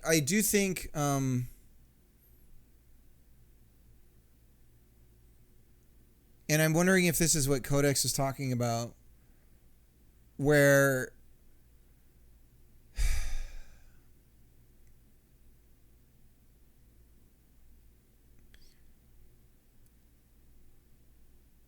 like a lot of the math that works in games and things like that isn't the same thing that you're doing in the engine. Architecture and UI UX is what I'm referring to. So even if he decides one engine and another, it's not like he'll lose much. How old are you, Nalith, if you don't mind answering?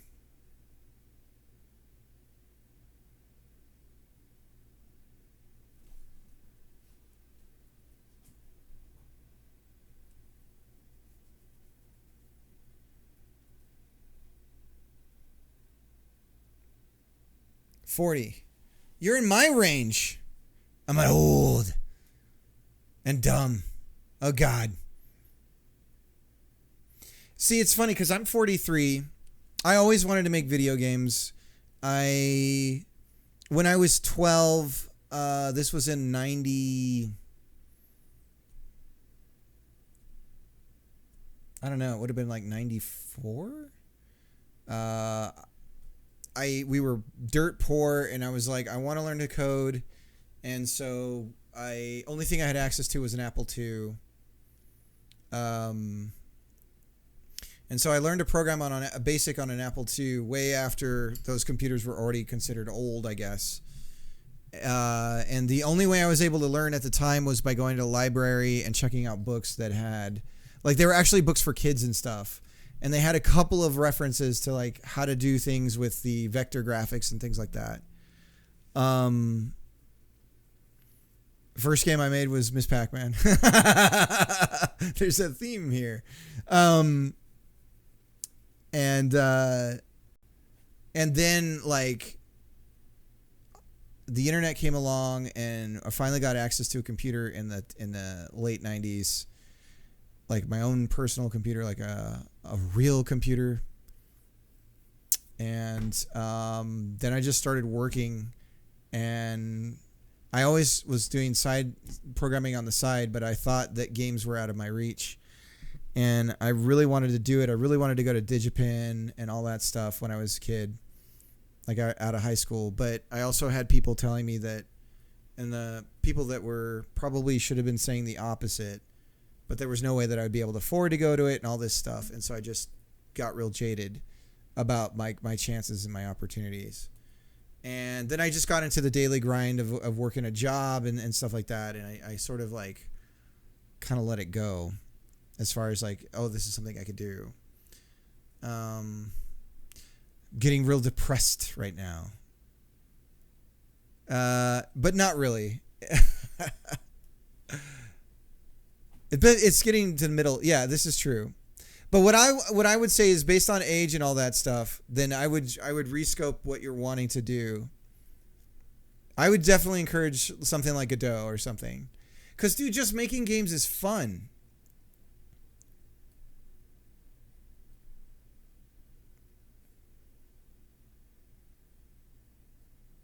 Sure, workflow might be different in different engines. Yeah.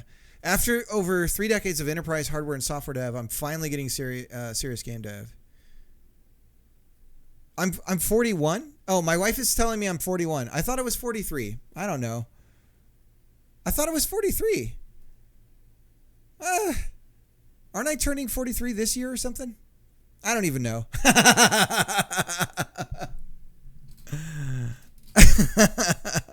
Of course, starting with multi-threaded marching cubes and water fire simulations. Most games are made horribly. That's why everything is buggy and falls apart quick upon release. A lot of game devs don't believe in architecture or design patterns. I think if you just open Godot and work in it every day for a few hours, I think. Says Nalith. Yeah, I've always wanted to make... dude, just get started. Look, you can pop in here and ask questions. Like, I'm very familiar with Godot. And everybody here is too. So just get started. I'm almost 42. Dementia is already setting in. Well, you know you're old when you just don't even care anymore, right?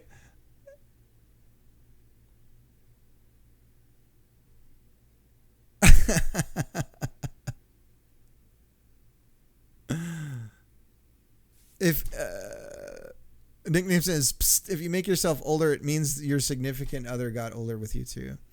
I'm turning 40, so you're turning 42. I'm a cradle robber, guys. I came in and I stole her. Bit Bionics doing the old man. Yelling at cloud. This channel's so much fun. Oh, well, I appreciate that. I'm not really, Pooh says I'm not really that familiar, but I did some things and I solved a lot of stupid AI problems. UI problems. Game design is weird though. Like, there's patterns and all that stuff. But the shape of, like, it's, sometimes you don't know what you need until you try. And the other, I think the reason why, like, I'm guessing that the reason why games don't stick to a strict architecture is because of, like, constantly getting rug pulls from scope. And, like, not in the early process of making the game, they're not sure exactly what they're making. But I think it depends on who, like, I'm guessing, for instance, like Codex is talking about, I'm guessing if you're doing, like, NHL 20 something or like Madden 11 million, that they probably have a lot more structure to their code. And so, but there's also a ton of legacy in it, I bet. Like really old code that they can't touch because it's like, it'll break everything. If somebody's gone in there and tried to fix something or change something and it horks the whole thing up, and you go to compile again and there's like, 30,000 errors. And it's like, oh my God, we can't touch that part.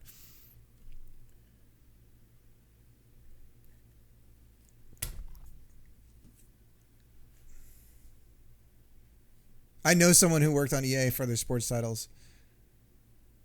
Yeah, that's from a lack of architecture and design patterns.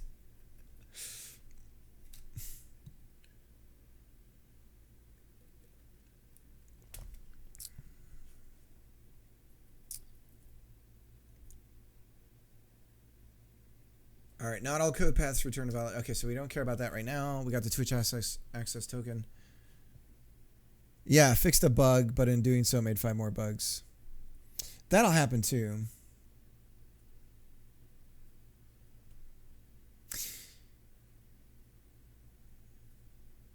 And that's the, like...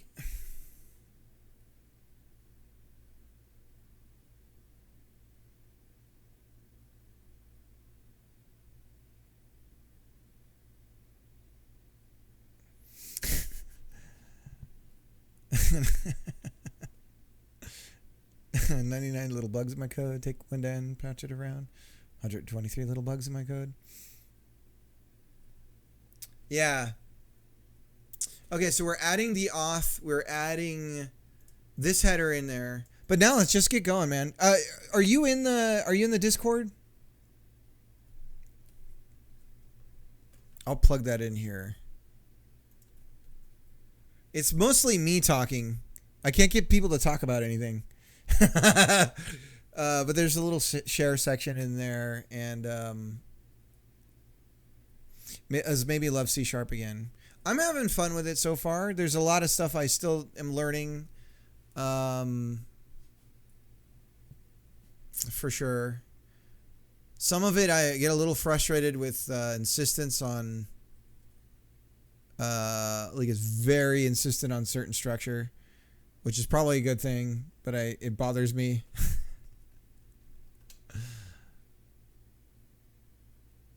Has a death counter. I do, check this out. So for we're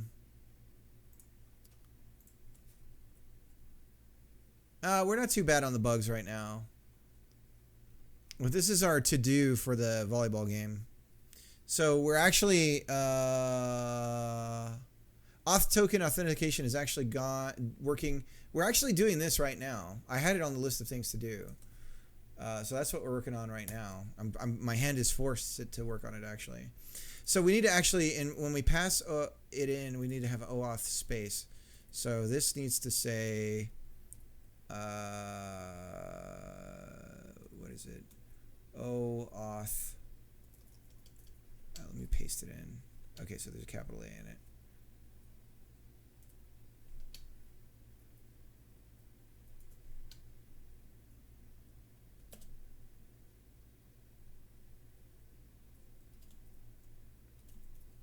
Okay. All right, so that's what the header should look like. Authorization, OAuth, a space, and then the validation token. Then we're going to get a JSON back. So this should be all we need here, and we should be able to do our post. And so that looks like, how do we build the client to include we add it to the send async. So client send async request. Okay. Oops. All right, so that sends the async. Then what do we get back? Let's find that out.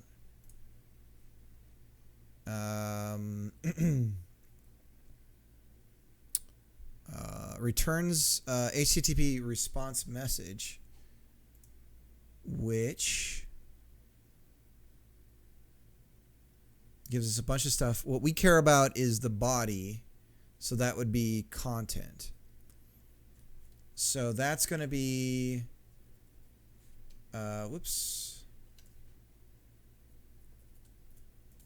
HTTP response message equals this client async, and we're going to say that this is response. What did I do wrong here?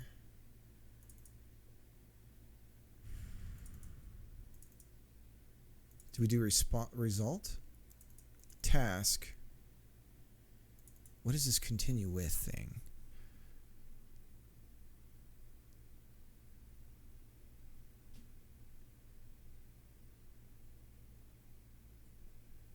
Anyone saw the little drama around Godot and the user/x Godot mod on Twitter?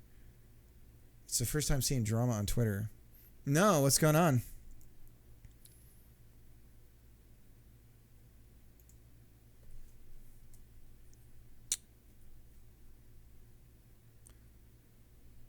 Codex, what are you working on game-wise?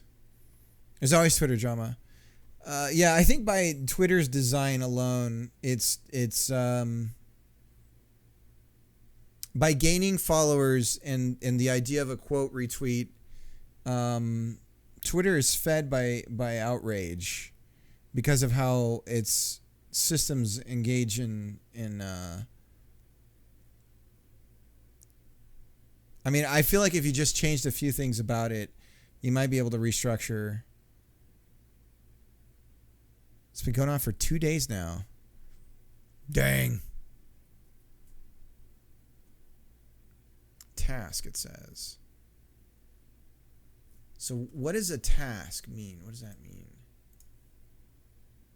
Task.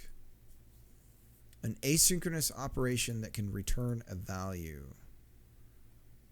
What type of result produced by this? Single operation that returns a value that usually executes asynchronously. Objects are one of the central components of a task-based asynchronous pattern.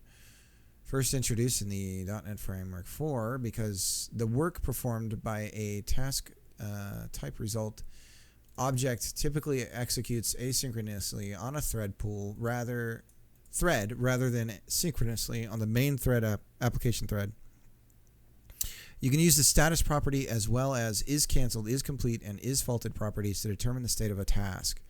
Most commonly, a lambda expression is used to specify the work that the task is to perform.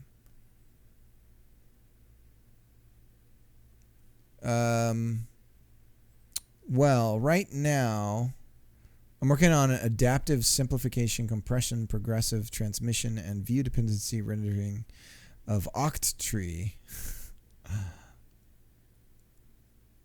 stored ISO surfaces for marching cube syncing across clients. I have most of it working, just trying to get multi-threaded non-quadratic triangle lists generated in parallel, but running into some memory issues. Dear God.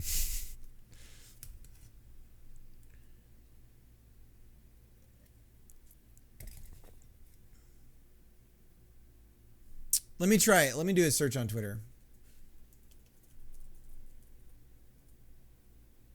Get into game dev, they said. Godot.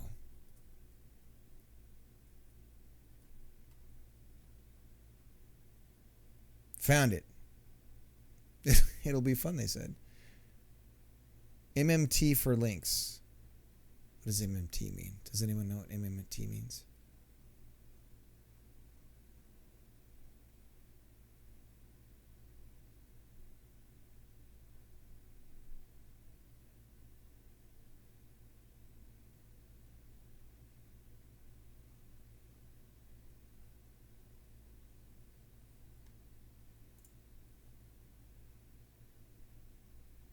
Are these the guys that made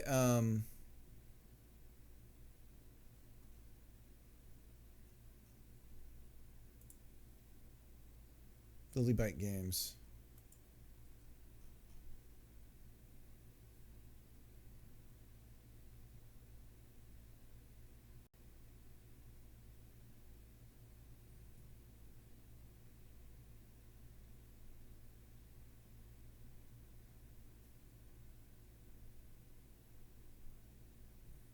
You say Godot is desperate now. What is he talking about?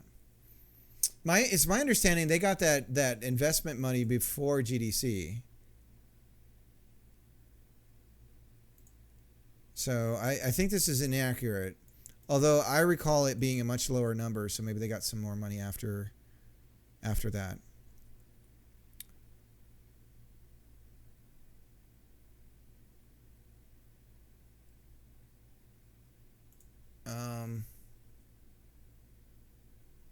Okay, so there's some sort of thing in the middle.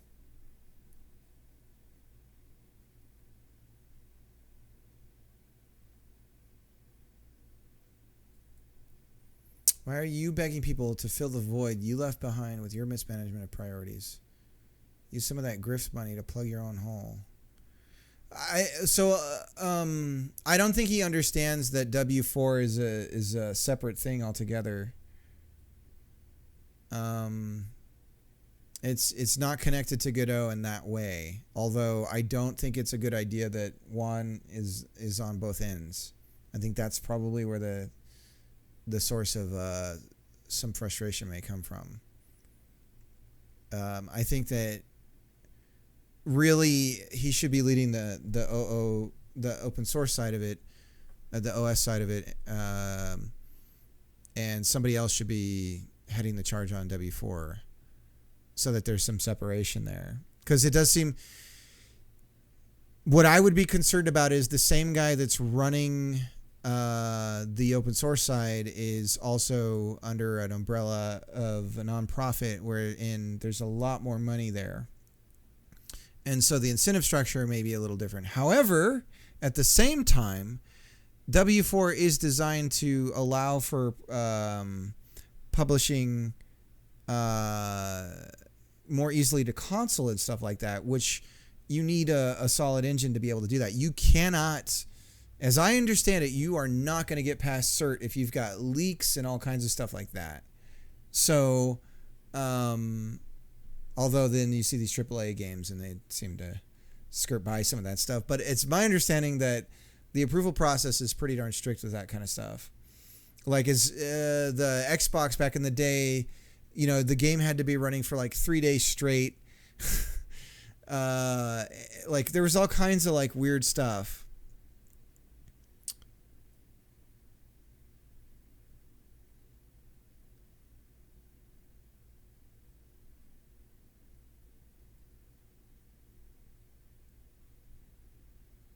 But yeah, I can see there being some concern about the mix between the two.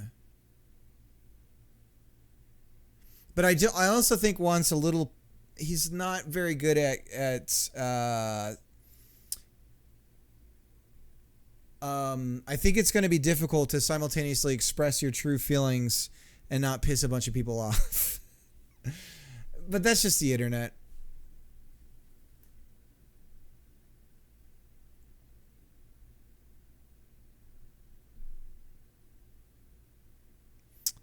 Unity has its drama as well.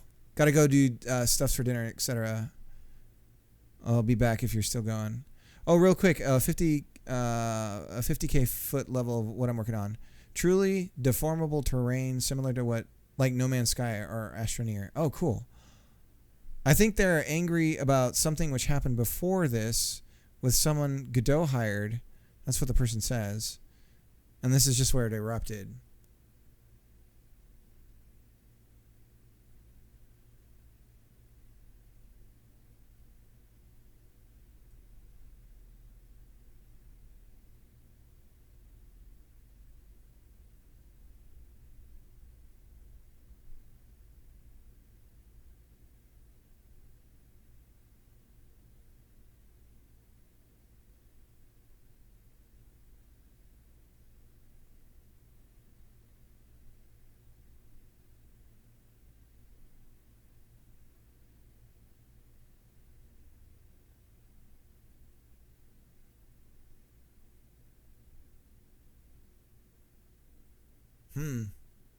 Interesting.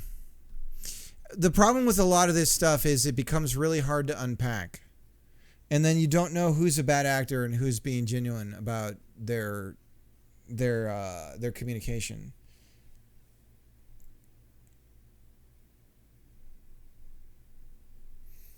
Yeah. I generally try not to.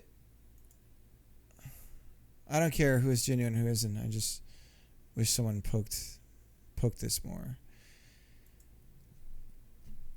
I mean, I remember, there was a tweet from Juan about, who's expecting 4.0 to be perfect? And it's like, okay, you're open source. I get that. I know, and I was warning everybody not to embrace 4.0 because it wasn't going to be stable, and that 4.1 would be the first, consider that the 4.0 release.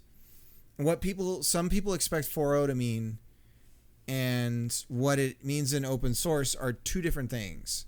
To me, a 4.0 in open source is actually the release candidate.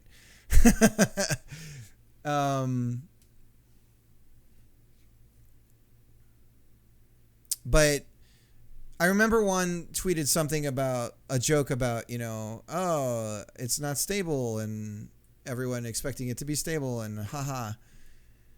And that's the kind of thing that can really rub people the wrong way. Because those are the expectations you don't put 4.0 as the default download if it's not ready. Don't do that. Keep it at 3, polish 3, keep working on 4. But, you can check the tracker label on GitHub. Is it pretty bad?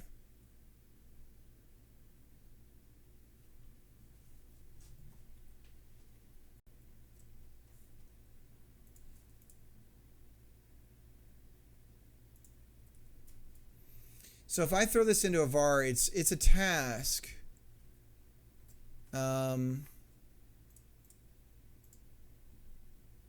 If I were to start a project right now, I'd probably stick to 3.5. That's what I'm doing for the tactics.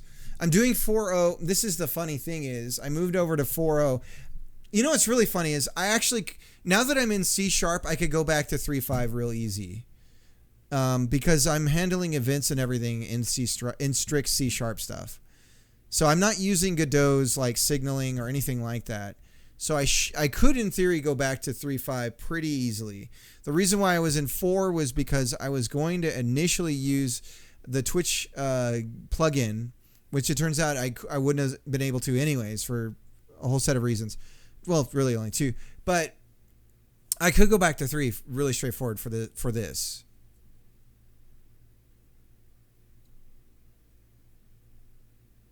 Still open since 2020.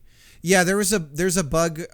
I found a few bugs, and some of them are kind of like, I can't believe this is a problem. And I guess as I'm getting more familiar with doing C stuff, I might be able to start looking in the engine in C and start contributing. But I don't think that C# is in any way going to translate into C++. Yeah, I don't see the usefulness of a lot of social media, I'll be honest. I miss the days of forums and not Reddit, but real community forums. I don't like that Discord is becoming the default forum software because it's not indexable. It's not out on the web. It's this private enclosed space. This is what I'm talking about the dark age. It's even worse now than the things I vocalized concern about. But now we have an entire web world that isn't even indexed.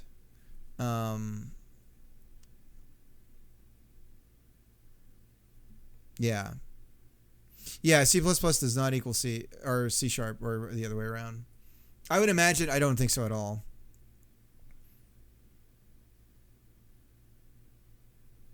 You can get around in general without even having CPP knowledge. They're keeping the structure pretty neat. Yeah, I mean, so the things, my concerns are a little more weird. I get concerned when the GD Quest guys are so closely tied to the docs for Godot. There's certain things that concern me in weird ways. That I don't think people have the same concerns that I have.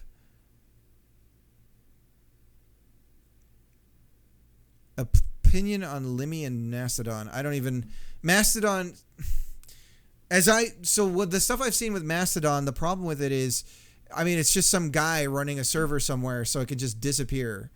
And I get that you can carry your username around or whatever, but it's really hard to build a community when the Mastodon server just disappears. And people will always be linked in some way. Yeah.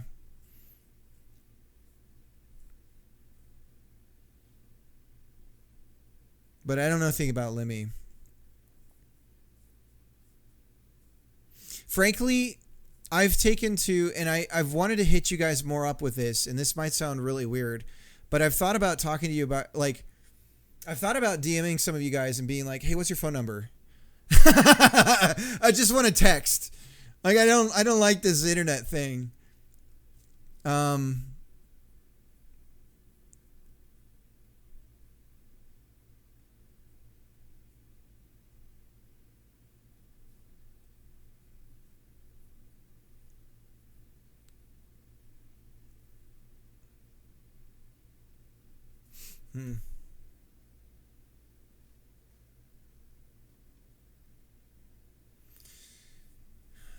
But like Bit Bionic is a guy. I got his phone number. I talk to him occasionally offline. I feel like texting is like a far more personal thing, and I'm not gonna go out and like crap on someone that I don't know. And I get that I'm mentioning, certain things, and I'm not trying to stir drama or anything like that. But I like going out and specifically like targeting people to try and get people riled up and all that stuff. Whether people are even realizing they're contributing to that culture or not, that's the kind of thing I don't like about that. The feedback is always positive for negative. That when you stir things up, you'll get a positive feedback loop from these systems.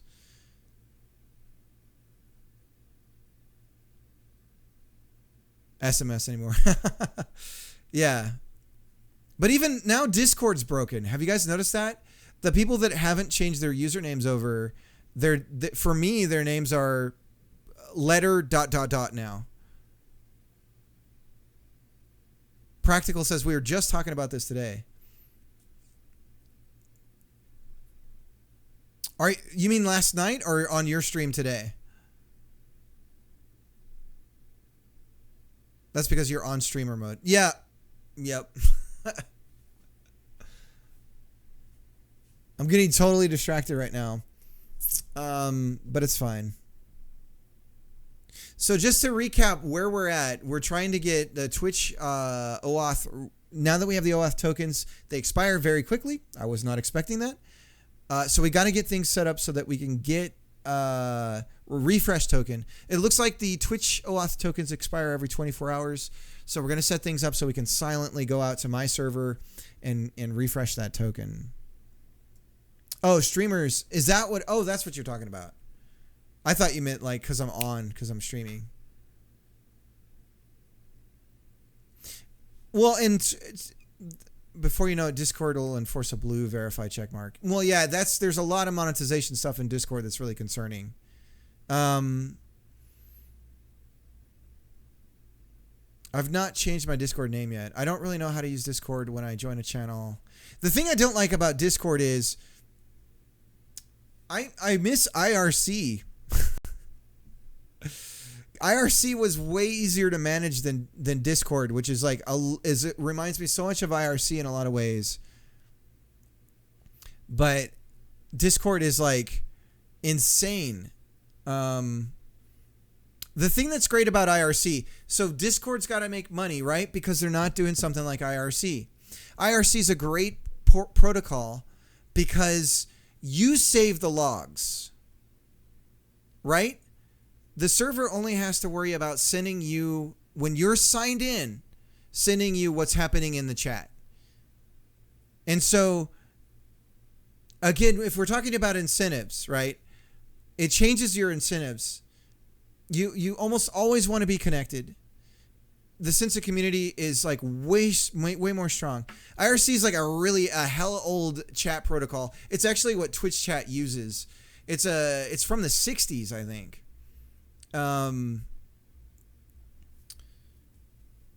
But essentially it's just a way of hosting chat messages and DMs and stuff.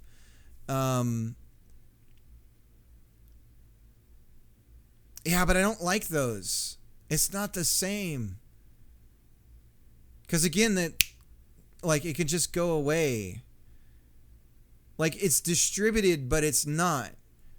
It's almost way worse. Do you know what I mean, though? It is so fudgy confusing.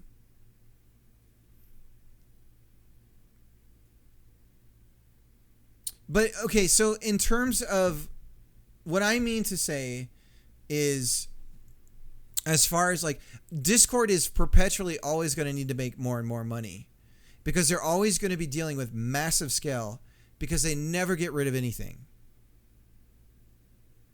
You're joking about Web3.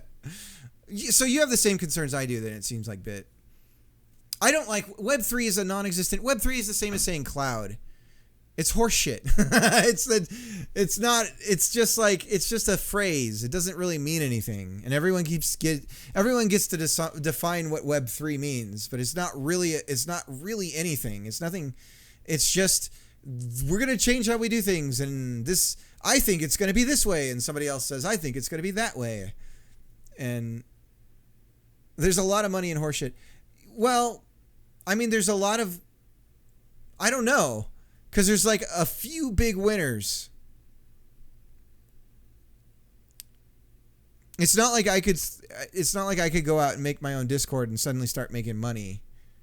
Like, the way that this stuff works, it sucks because it's all venture capital, and they go out and they eat up the market, and then once they have it, then that's when they flip the switch, and now you got to start paying. No, I should come in. I'm having a lot of fun just talking though. This is nice. That's what the Mastodon guy did. Oh, really? He's charging for stuff now?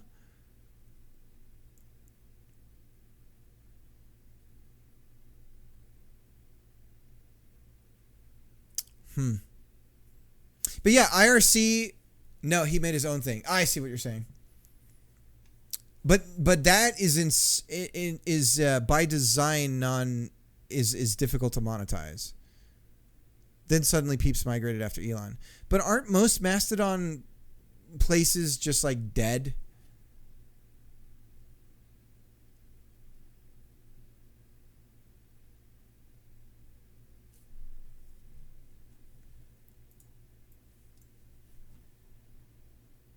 They were never alive. IRC wiki. So really quick. Internet relay chat. Oh, it was 88. Sorry. 34 years ago it was created in 88. It's a system for instant messaging and group communication. If you know ICQ used IRC. And I'm confident that many systems, many websites that have some sort of instant messaging may also in the background still be using IRC for a lot of that.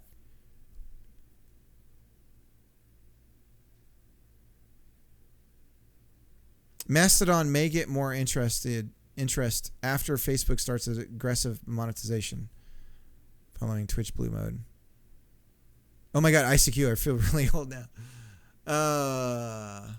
Yeah, Merc. This was the one that I did.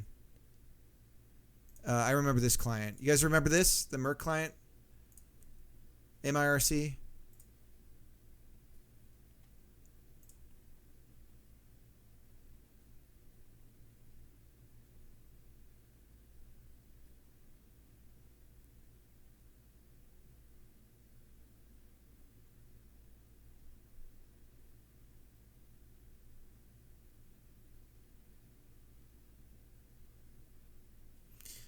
So this is like typically what most IRC clients look like. You'll have a server that you connect to, and then you'll have multiple channels that you go into. Does this sound familiar at all?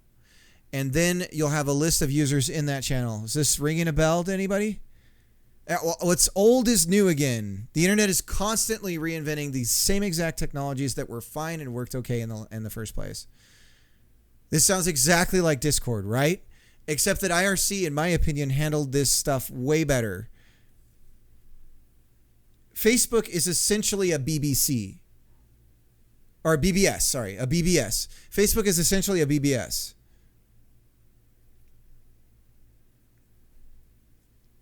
I have Hex Chat right now on my computer. Hell yeah. Dude, I maybe I should say don't join my Discord, join my IRC server. Maybe that's what we should do. Then there'll be no mega modes and no crap like that. Krita devs use these networks for discussion development. That's when I learned. This is where I went when I started learning how to program or Linux. Like back in the day when I was learning how to get going on Linux. This is where I was.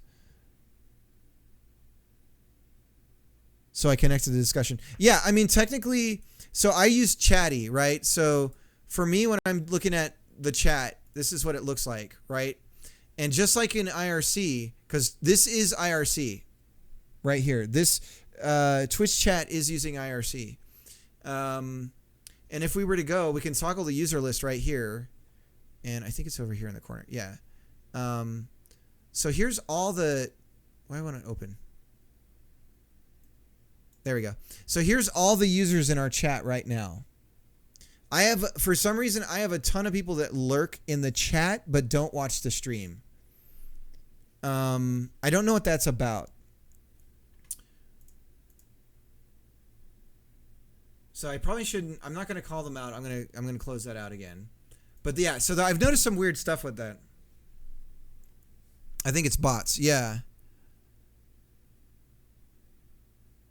Happens when I stream too. Yeah, so the nice thing about Chatty too is anybody that you follow, like I can go here and Chatty turns Twitch into IRC. So just like I was talking about with channels, if we go to live channels, these are everybody that I follow, and I can connect to their chat. Right now I can see how many viewers they've had over time, right? So it's really interesting the stuff you can see with some of this information. But I can actually join their channel right now. So I'm in Mud's chat right now here. So I can say hi. I don't see the stream, obviously, but there is a plugin for this. And just like with IRC, if I connect to everybody, I could connect to everybody that I subscribe to or follow on Twitch and just log their chat if I felt like it, because again, it's IRC. You just get the messages and keep them locally. Facebook is a BBS. That's what Zuckerberg patterned it after. Yeah. It's worse than a BBS, though. This is the thing, is all of these systems end up being worse. Facebook has completely destroyed, or Twitch, but paying for the blue check mark is fine. Okay, whatever. I don't care. But what broke Facebook with this new checkmark stuff, you could cancel me if you want to log my chat.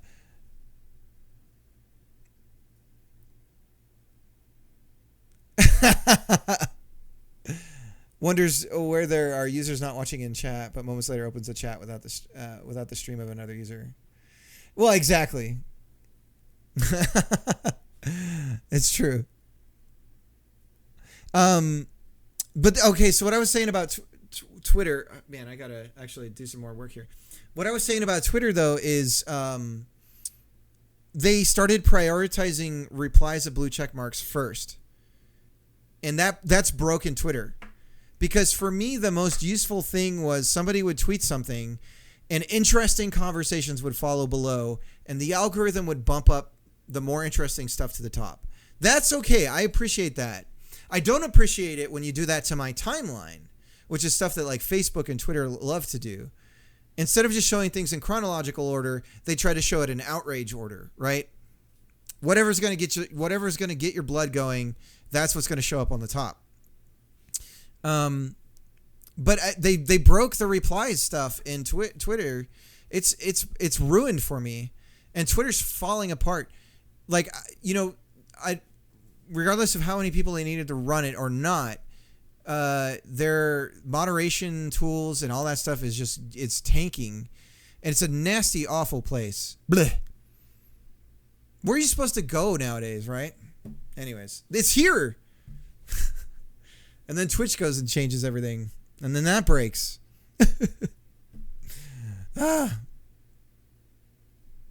Anyways. Let me get back to what I was doing here. Some of my blood pressure meds. Twitter was always awful. I agree with this, but it's gotten especially bad. It's heinous. It's getting into Reddit territory. I have my own opinions about Reddit as well. Again, simultaneously incredibly useful and also incredibly destructive and unhelpful. And it builds, these systems build culture, and they build the most awful culture.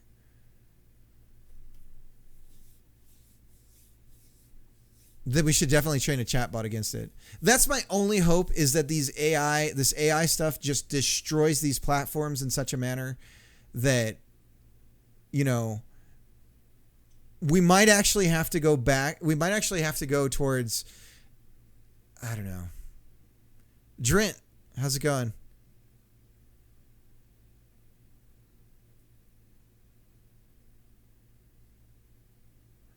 I will not state my opinion on Reddit in a public space. There are many and strangely organized. How's it going, Drent? It's going good. We've been ranting about social media just for a while, and I'm yearning for the days of IRC and BBSs, apparently.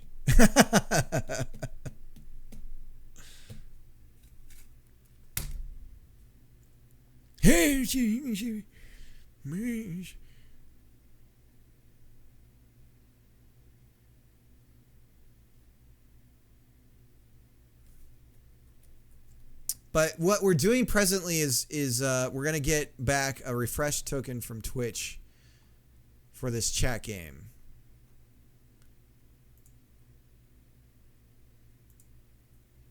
So let me, do we have an example? There's all kinds of example code, and then when I need it, they don't give it to me. Fantastic. So send async with a request message. Or there's the response message. Response. HTTP. So using, and we wait. So awaits response.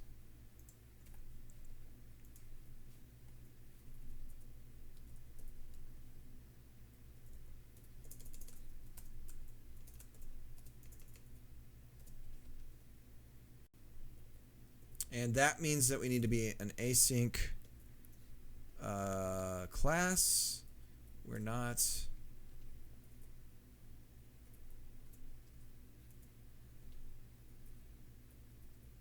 Why is this happening?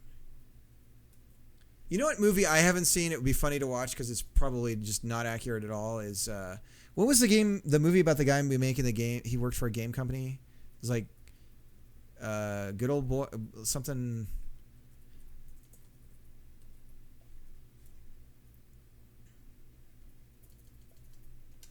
Do we need the bool? Is it, where do we put async on this? I can't remember.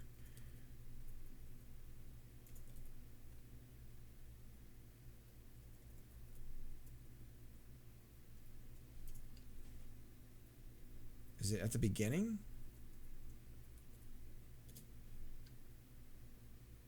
The return type must be void. That creates an interesting issue. Code Monkeys. I think you've recommended it before. I haven't watched it yet.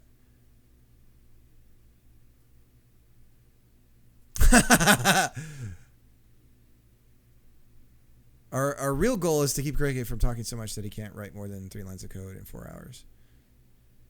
Someone finally spoke the truth.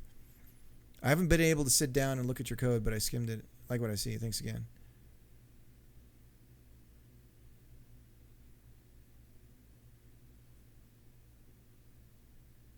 Oh, me? Or are you're talking to Nick?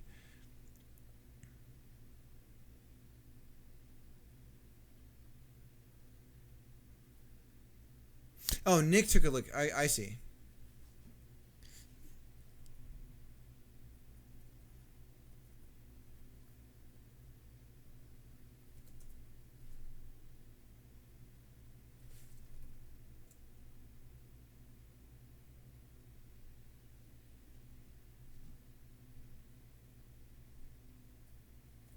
So then we say if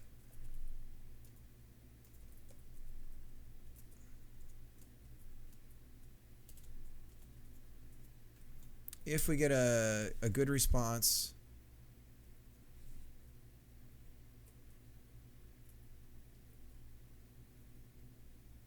and we don't want to do ensure, we want to do is success status code.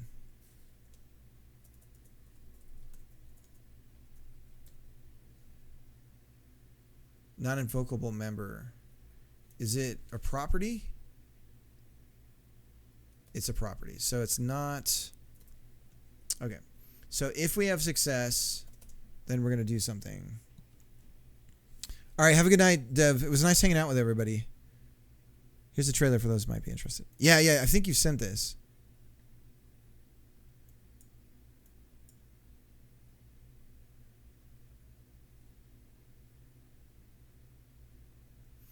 Oh my God! This was on cable a long time ago, wasn't it? This was on. Was this on Spike TV?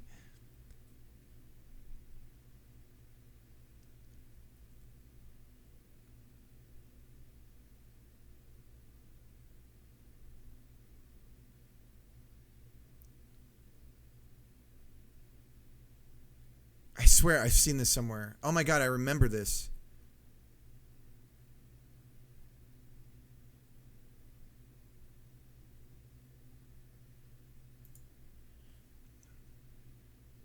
I saw that volcano thing. Oh my God.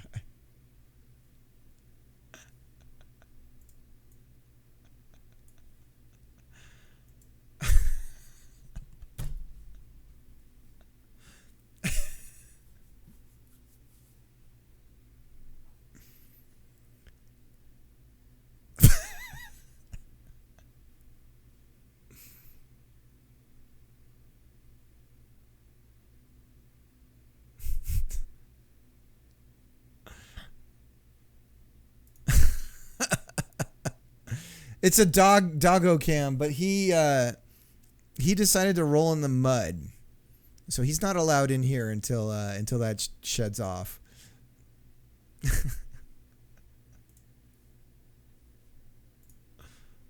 Oh my lord. Oh, this is live. Let's put this on. We'll put this on picture in picture and then we'll get going. This is Twitter right now, right? That's a live stream of Twitter.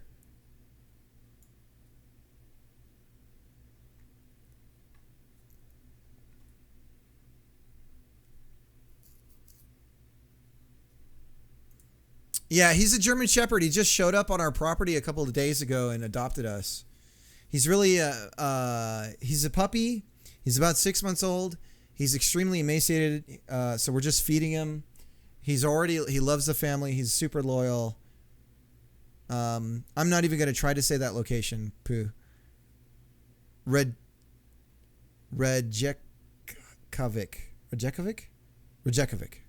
Is that close? Did I get it? What do I get? Rejekovic?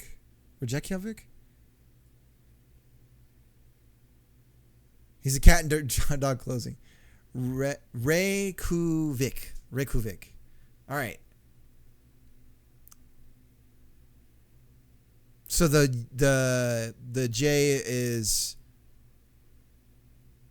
okay. Cool. Reykjavik. So like Freya. Like how you say the. Oh, is that okay? Bits making nonsense up. This is scary. Let's turn the sound down though. This is a little scary for chat. Okay, this is my code base right now. Reykjavik. Something like that. Okay. No, I'm having too much fun. Let's end this. All right, everybody. How many people do we have here? 7. Not too bad. Not too shabby. For me, I'll take it. Like I said, if I just have one or two people talking in chat, that's enough for me. We could raid Mud. We've done Mud a whole bunch. We've done Pajama Vegan a whole bunch recently.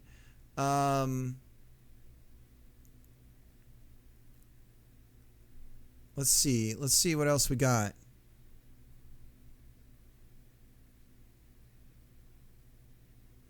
Sure. I mean, if you want to bring the food out, we could do that. I could work a little bit longer.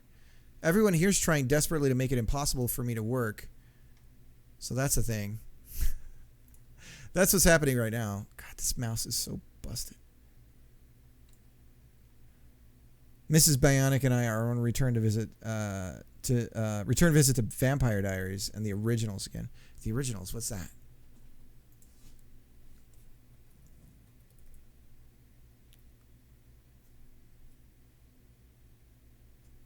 Okay, so if the status code is good, then what we're going to look for is the content. We need to parse the content into a JSON. JSON!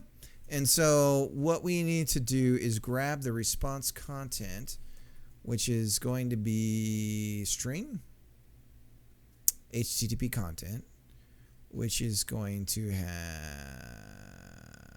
read as stream async. Read as string async. Serialize the HTTP content to a string as an async operation. JSON! So if we say response content read as string async await, and then we're going to say string body. Okay, so that's the body of the response, and I guess we could say response body. And then what we need to include now is tools for parsing the JSON. JSON!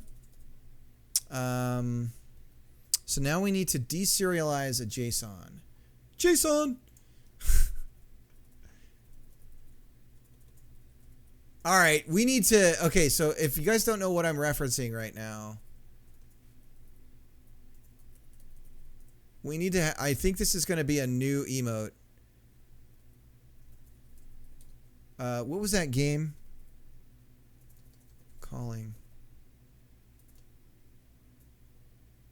What was that game called? Heavy Rain. JSON. Here we go. So we need some sort of emote for this, because this is what I'm referencing. JSON!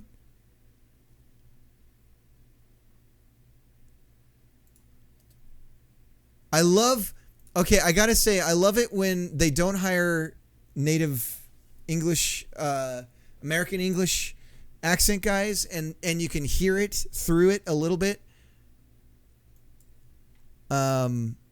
Because like, all right, have a good night, Nick. Check what Mrs. wrote. Your mom was talking to me, and I missed what you said. Did you say that sounds good? Yeah, it sounds okay. Volcano could be a raging hemorrhoid of Sauron. So, but I love it when it's like, I am an American, and this is how I talk as an American. Because that's totally going on here.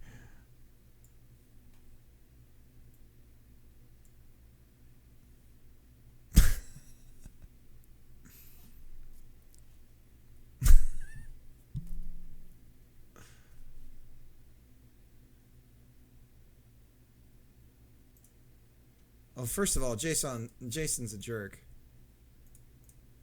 Let's skip to the Jason part. God. Jason! Jason! It's totally busted.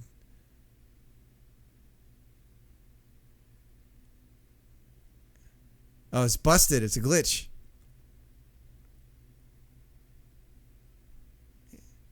It's right there. He's right there. That's all girls walk in the mall wearing something like that. That's for sure. I see that all the time. Not somebody that old, not like that. It's always like, it's not like that. Completely just incorrect. All right. Get this song out of the way, and let's keep trying to program, huh, guys? Okay, so we got the string response back, and so now we need to deserialize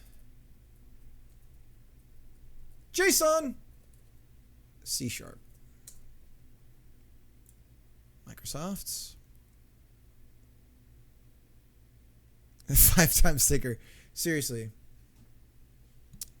That's spreading across the world now. JSON serializer serialize. And to deserialize JSON deserialize. And this is coming from using system.text.json. JSON! So we're going to go ahead and say, we're going to paste that in here.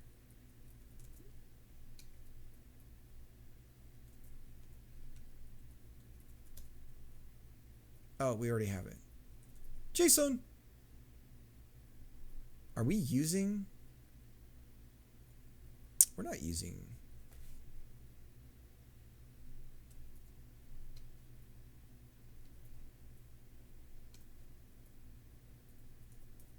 Yeah, we don't have it anywhere, so that's not even used. Unnecessary. That's why it says unnecessary. How about your read, Matt?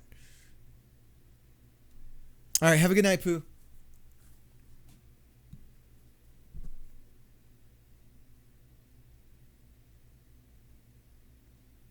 Let's do some shout outs here. We're gonna do a shout out for Dev one last time. Oh, let's do a shout out for Practical.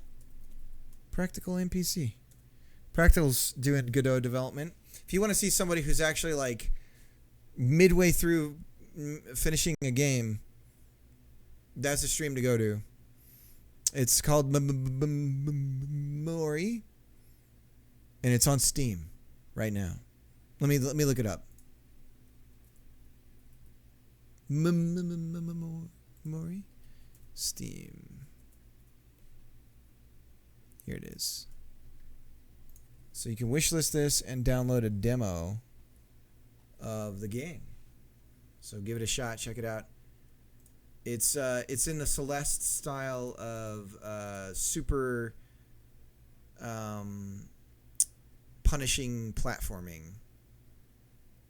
So if you want to feel your thumbs burn and get frustrated a lot, but then get better and get excited when you achieve something that seemed nigh impossible, then this is for you. I played the demo all the way through. It's really good. So I recommend checking it out.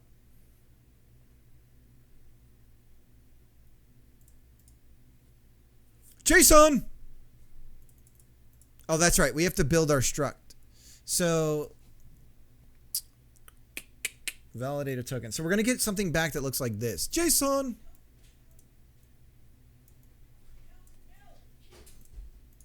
C# JSON struct builder. Somebody out there had something. Yeah?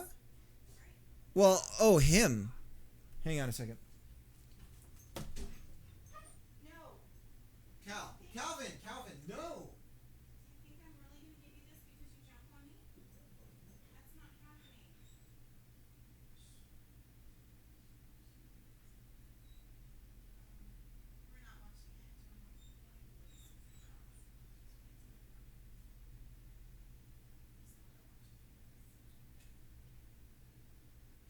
Come on, Cal.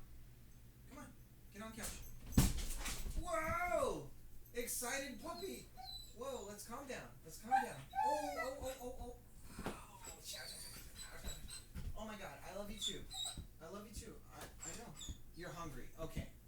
You're hungry. Let's go get you food. You're not going to eat my food. No. Oh, he's playing Miss Pac-Man. Oh my God. Cal. Okay, let's go get food. Come on, let's go eat. Come on, Cal. Come on.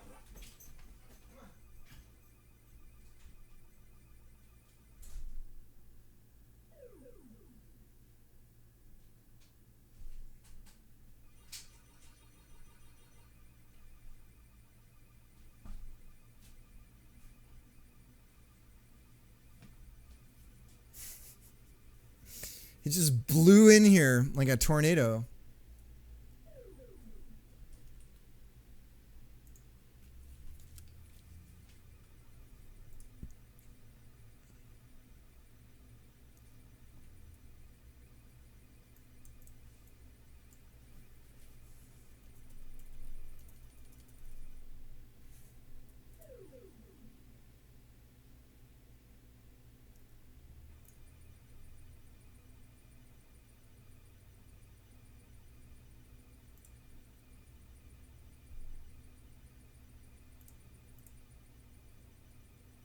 Can we do, can we convert, I want to convert, there we go. Okay, so this is the,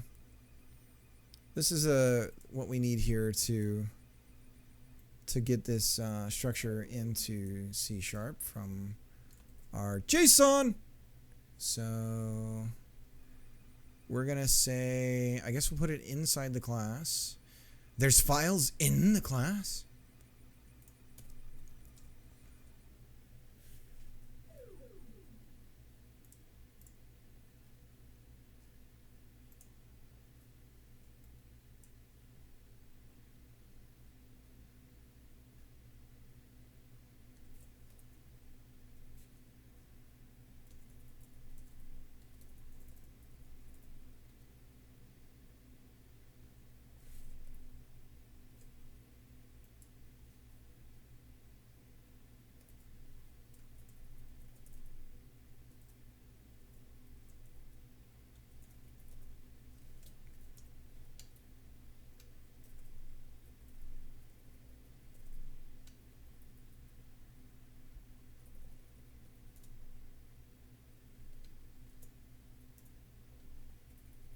Okay. So now we can slap the JSON into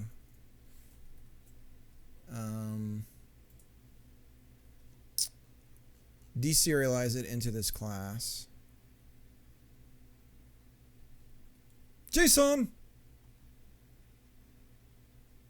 We know it's going to exist. What is this explanation point about? So we say validate Twitch token.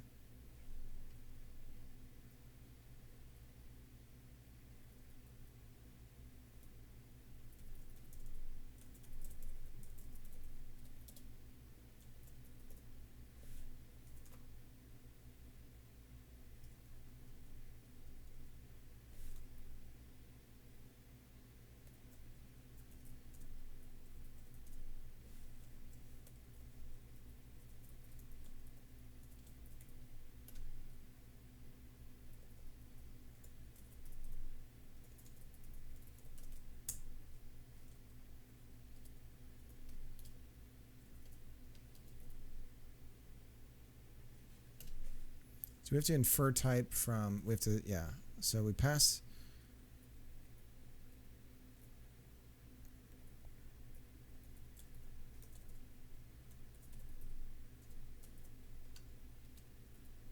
Okay. So that should give us the JSON back. JSON! And then based off of that, we're going to get something that looks like this or looks like this. So we need to check for, I suppose we'll check for status. Crap. So I also need to build this into it. JSON!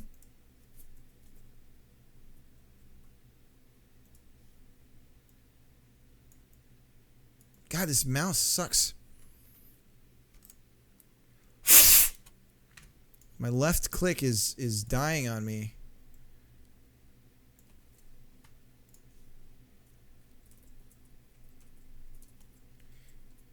By the way, guys, I was gonna mention something. We need another comma after the.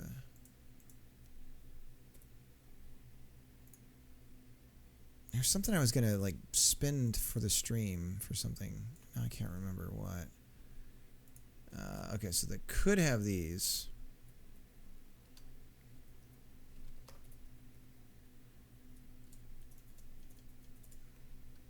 And I don't know why it's just doing these get sets.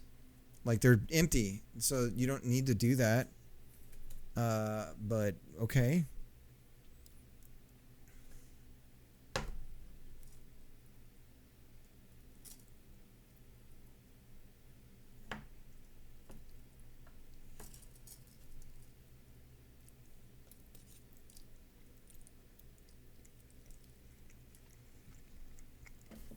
All right, have a good night. Thanks for hanging out, Bit. Okay, so we've got that set up. Stir fry for dinner. Ooh, yeah. Yeah, I'm getting spaghetti. Well, spaghetti sauce, but not spaghetti noodles. What are these called? Something else.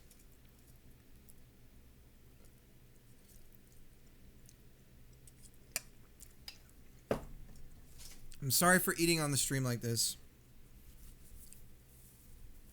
I'm gonna look like a real jackass here too, because I'm gonna have this napkin over my shirt, like I'm a 12-year-old at a restaurant. My dad's worried I'm gonna spill all over me. Fettuccine, scoopity boppity boop. Yes, fettuccine.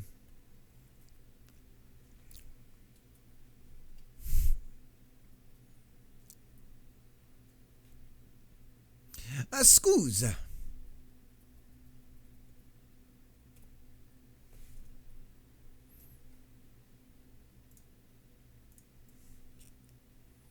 So, what's a good way of doing this?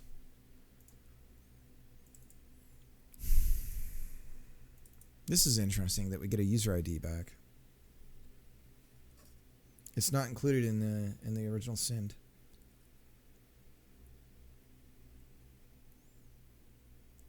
Yeah, I don't even know why it's it doesn't need to be a class.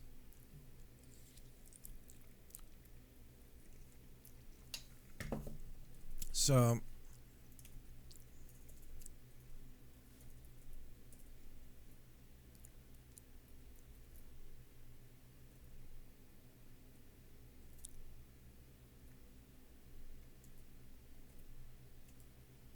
wait, hang on. We can code this. If I can get this right, let me do it right on this one. Delete cache after. How do we go down to the next line? Can I just do in here? No. Dang it.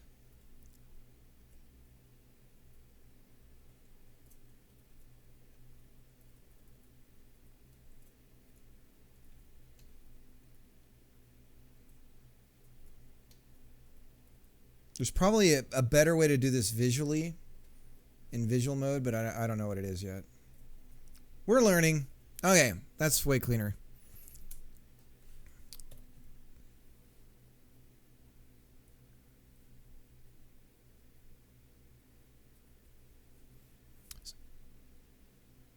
Oh, I can't see it anyways. Okay, ZT. There you go.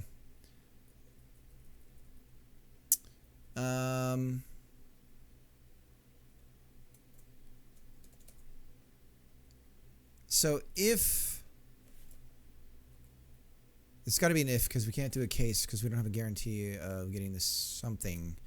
It'd be really, you know what, it would have been really cool is if they shaped the response to include a status here, and then we could just check the number. Wouldn't that be nice? So we're looking for client ID. So if validate Twitch token, and how do we check for? We just do, okay, so then something like dot client ID is not null. Then we're gonna say we'll return, see, but we can't return.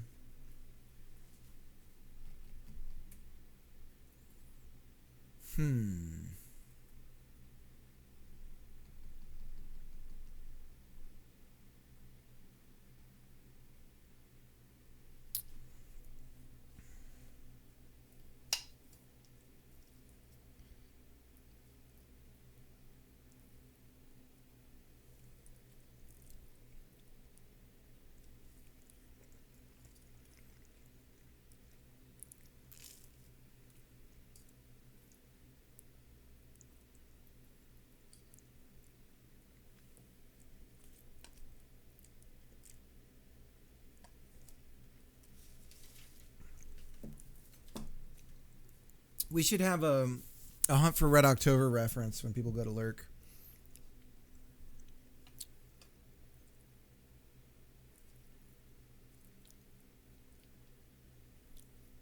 Does anyone else just love Patriot games the way I do? The movie? Am I a weirdo that I just love that movie?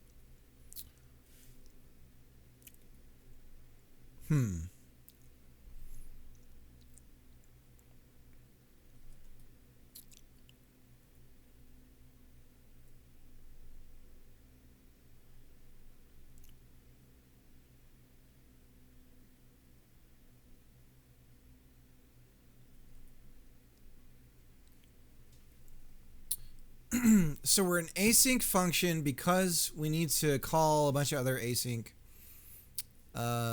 things. How can I get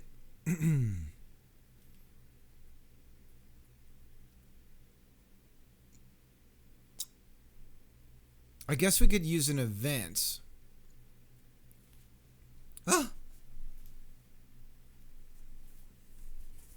I could send out a message when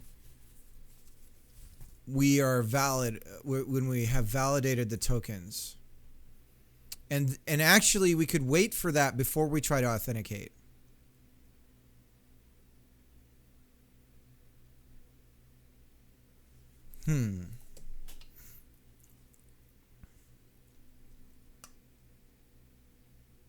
Oh, dude, Codex, I understand, man.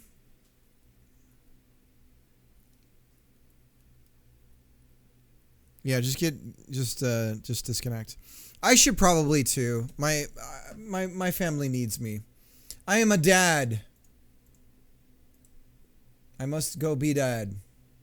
So I think what we'll do is we'll just find somebody to raid. I'll go back to my family.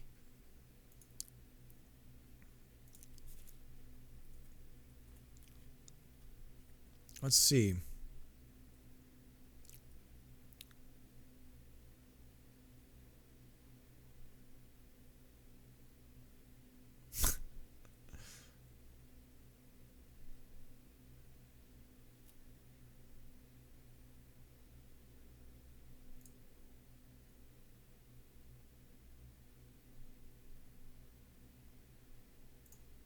Let's do this.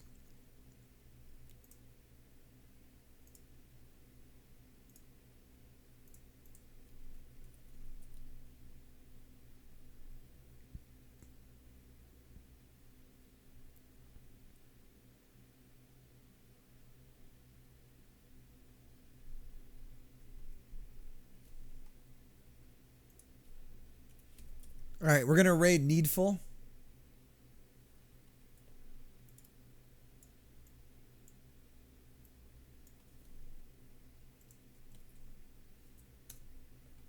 Much love to everybody out there. Thanks for hanging out.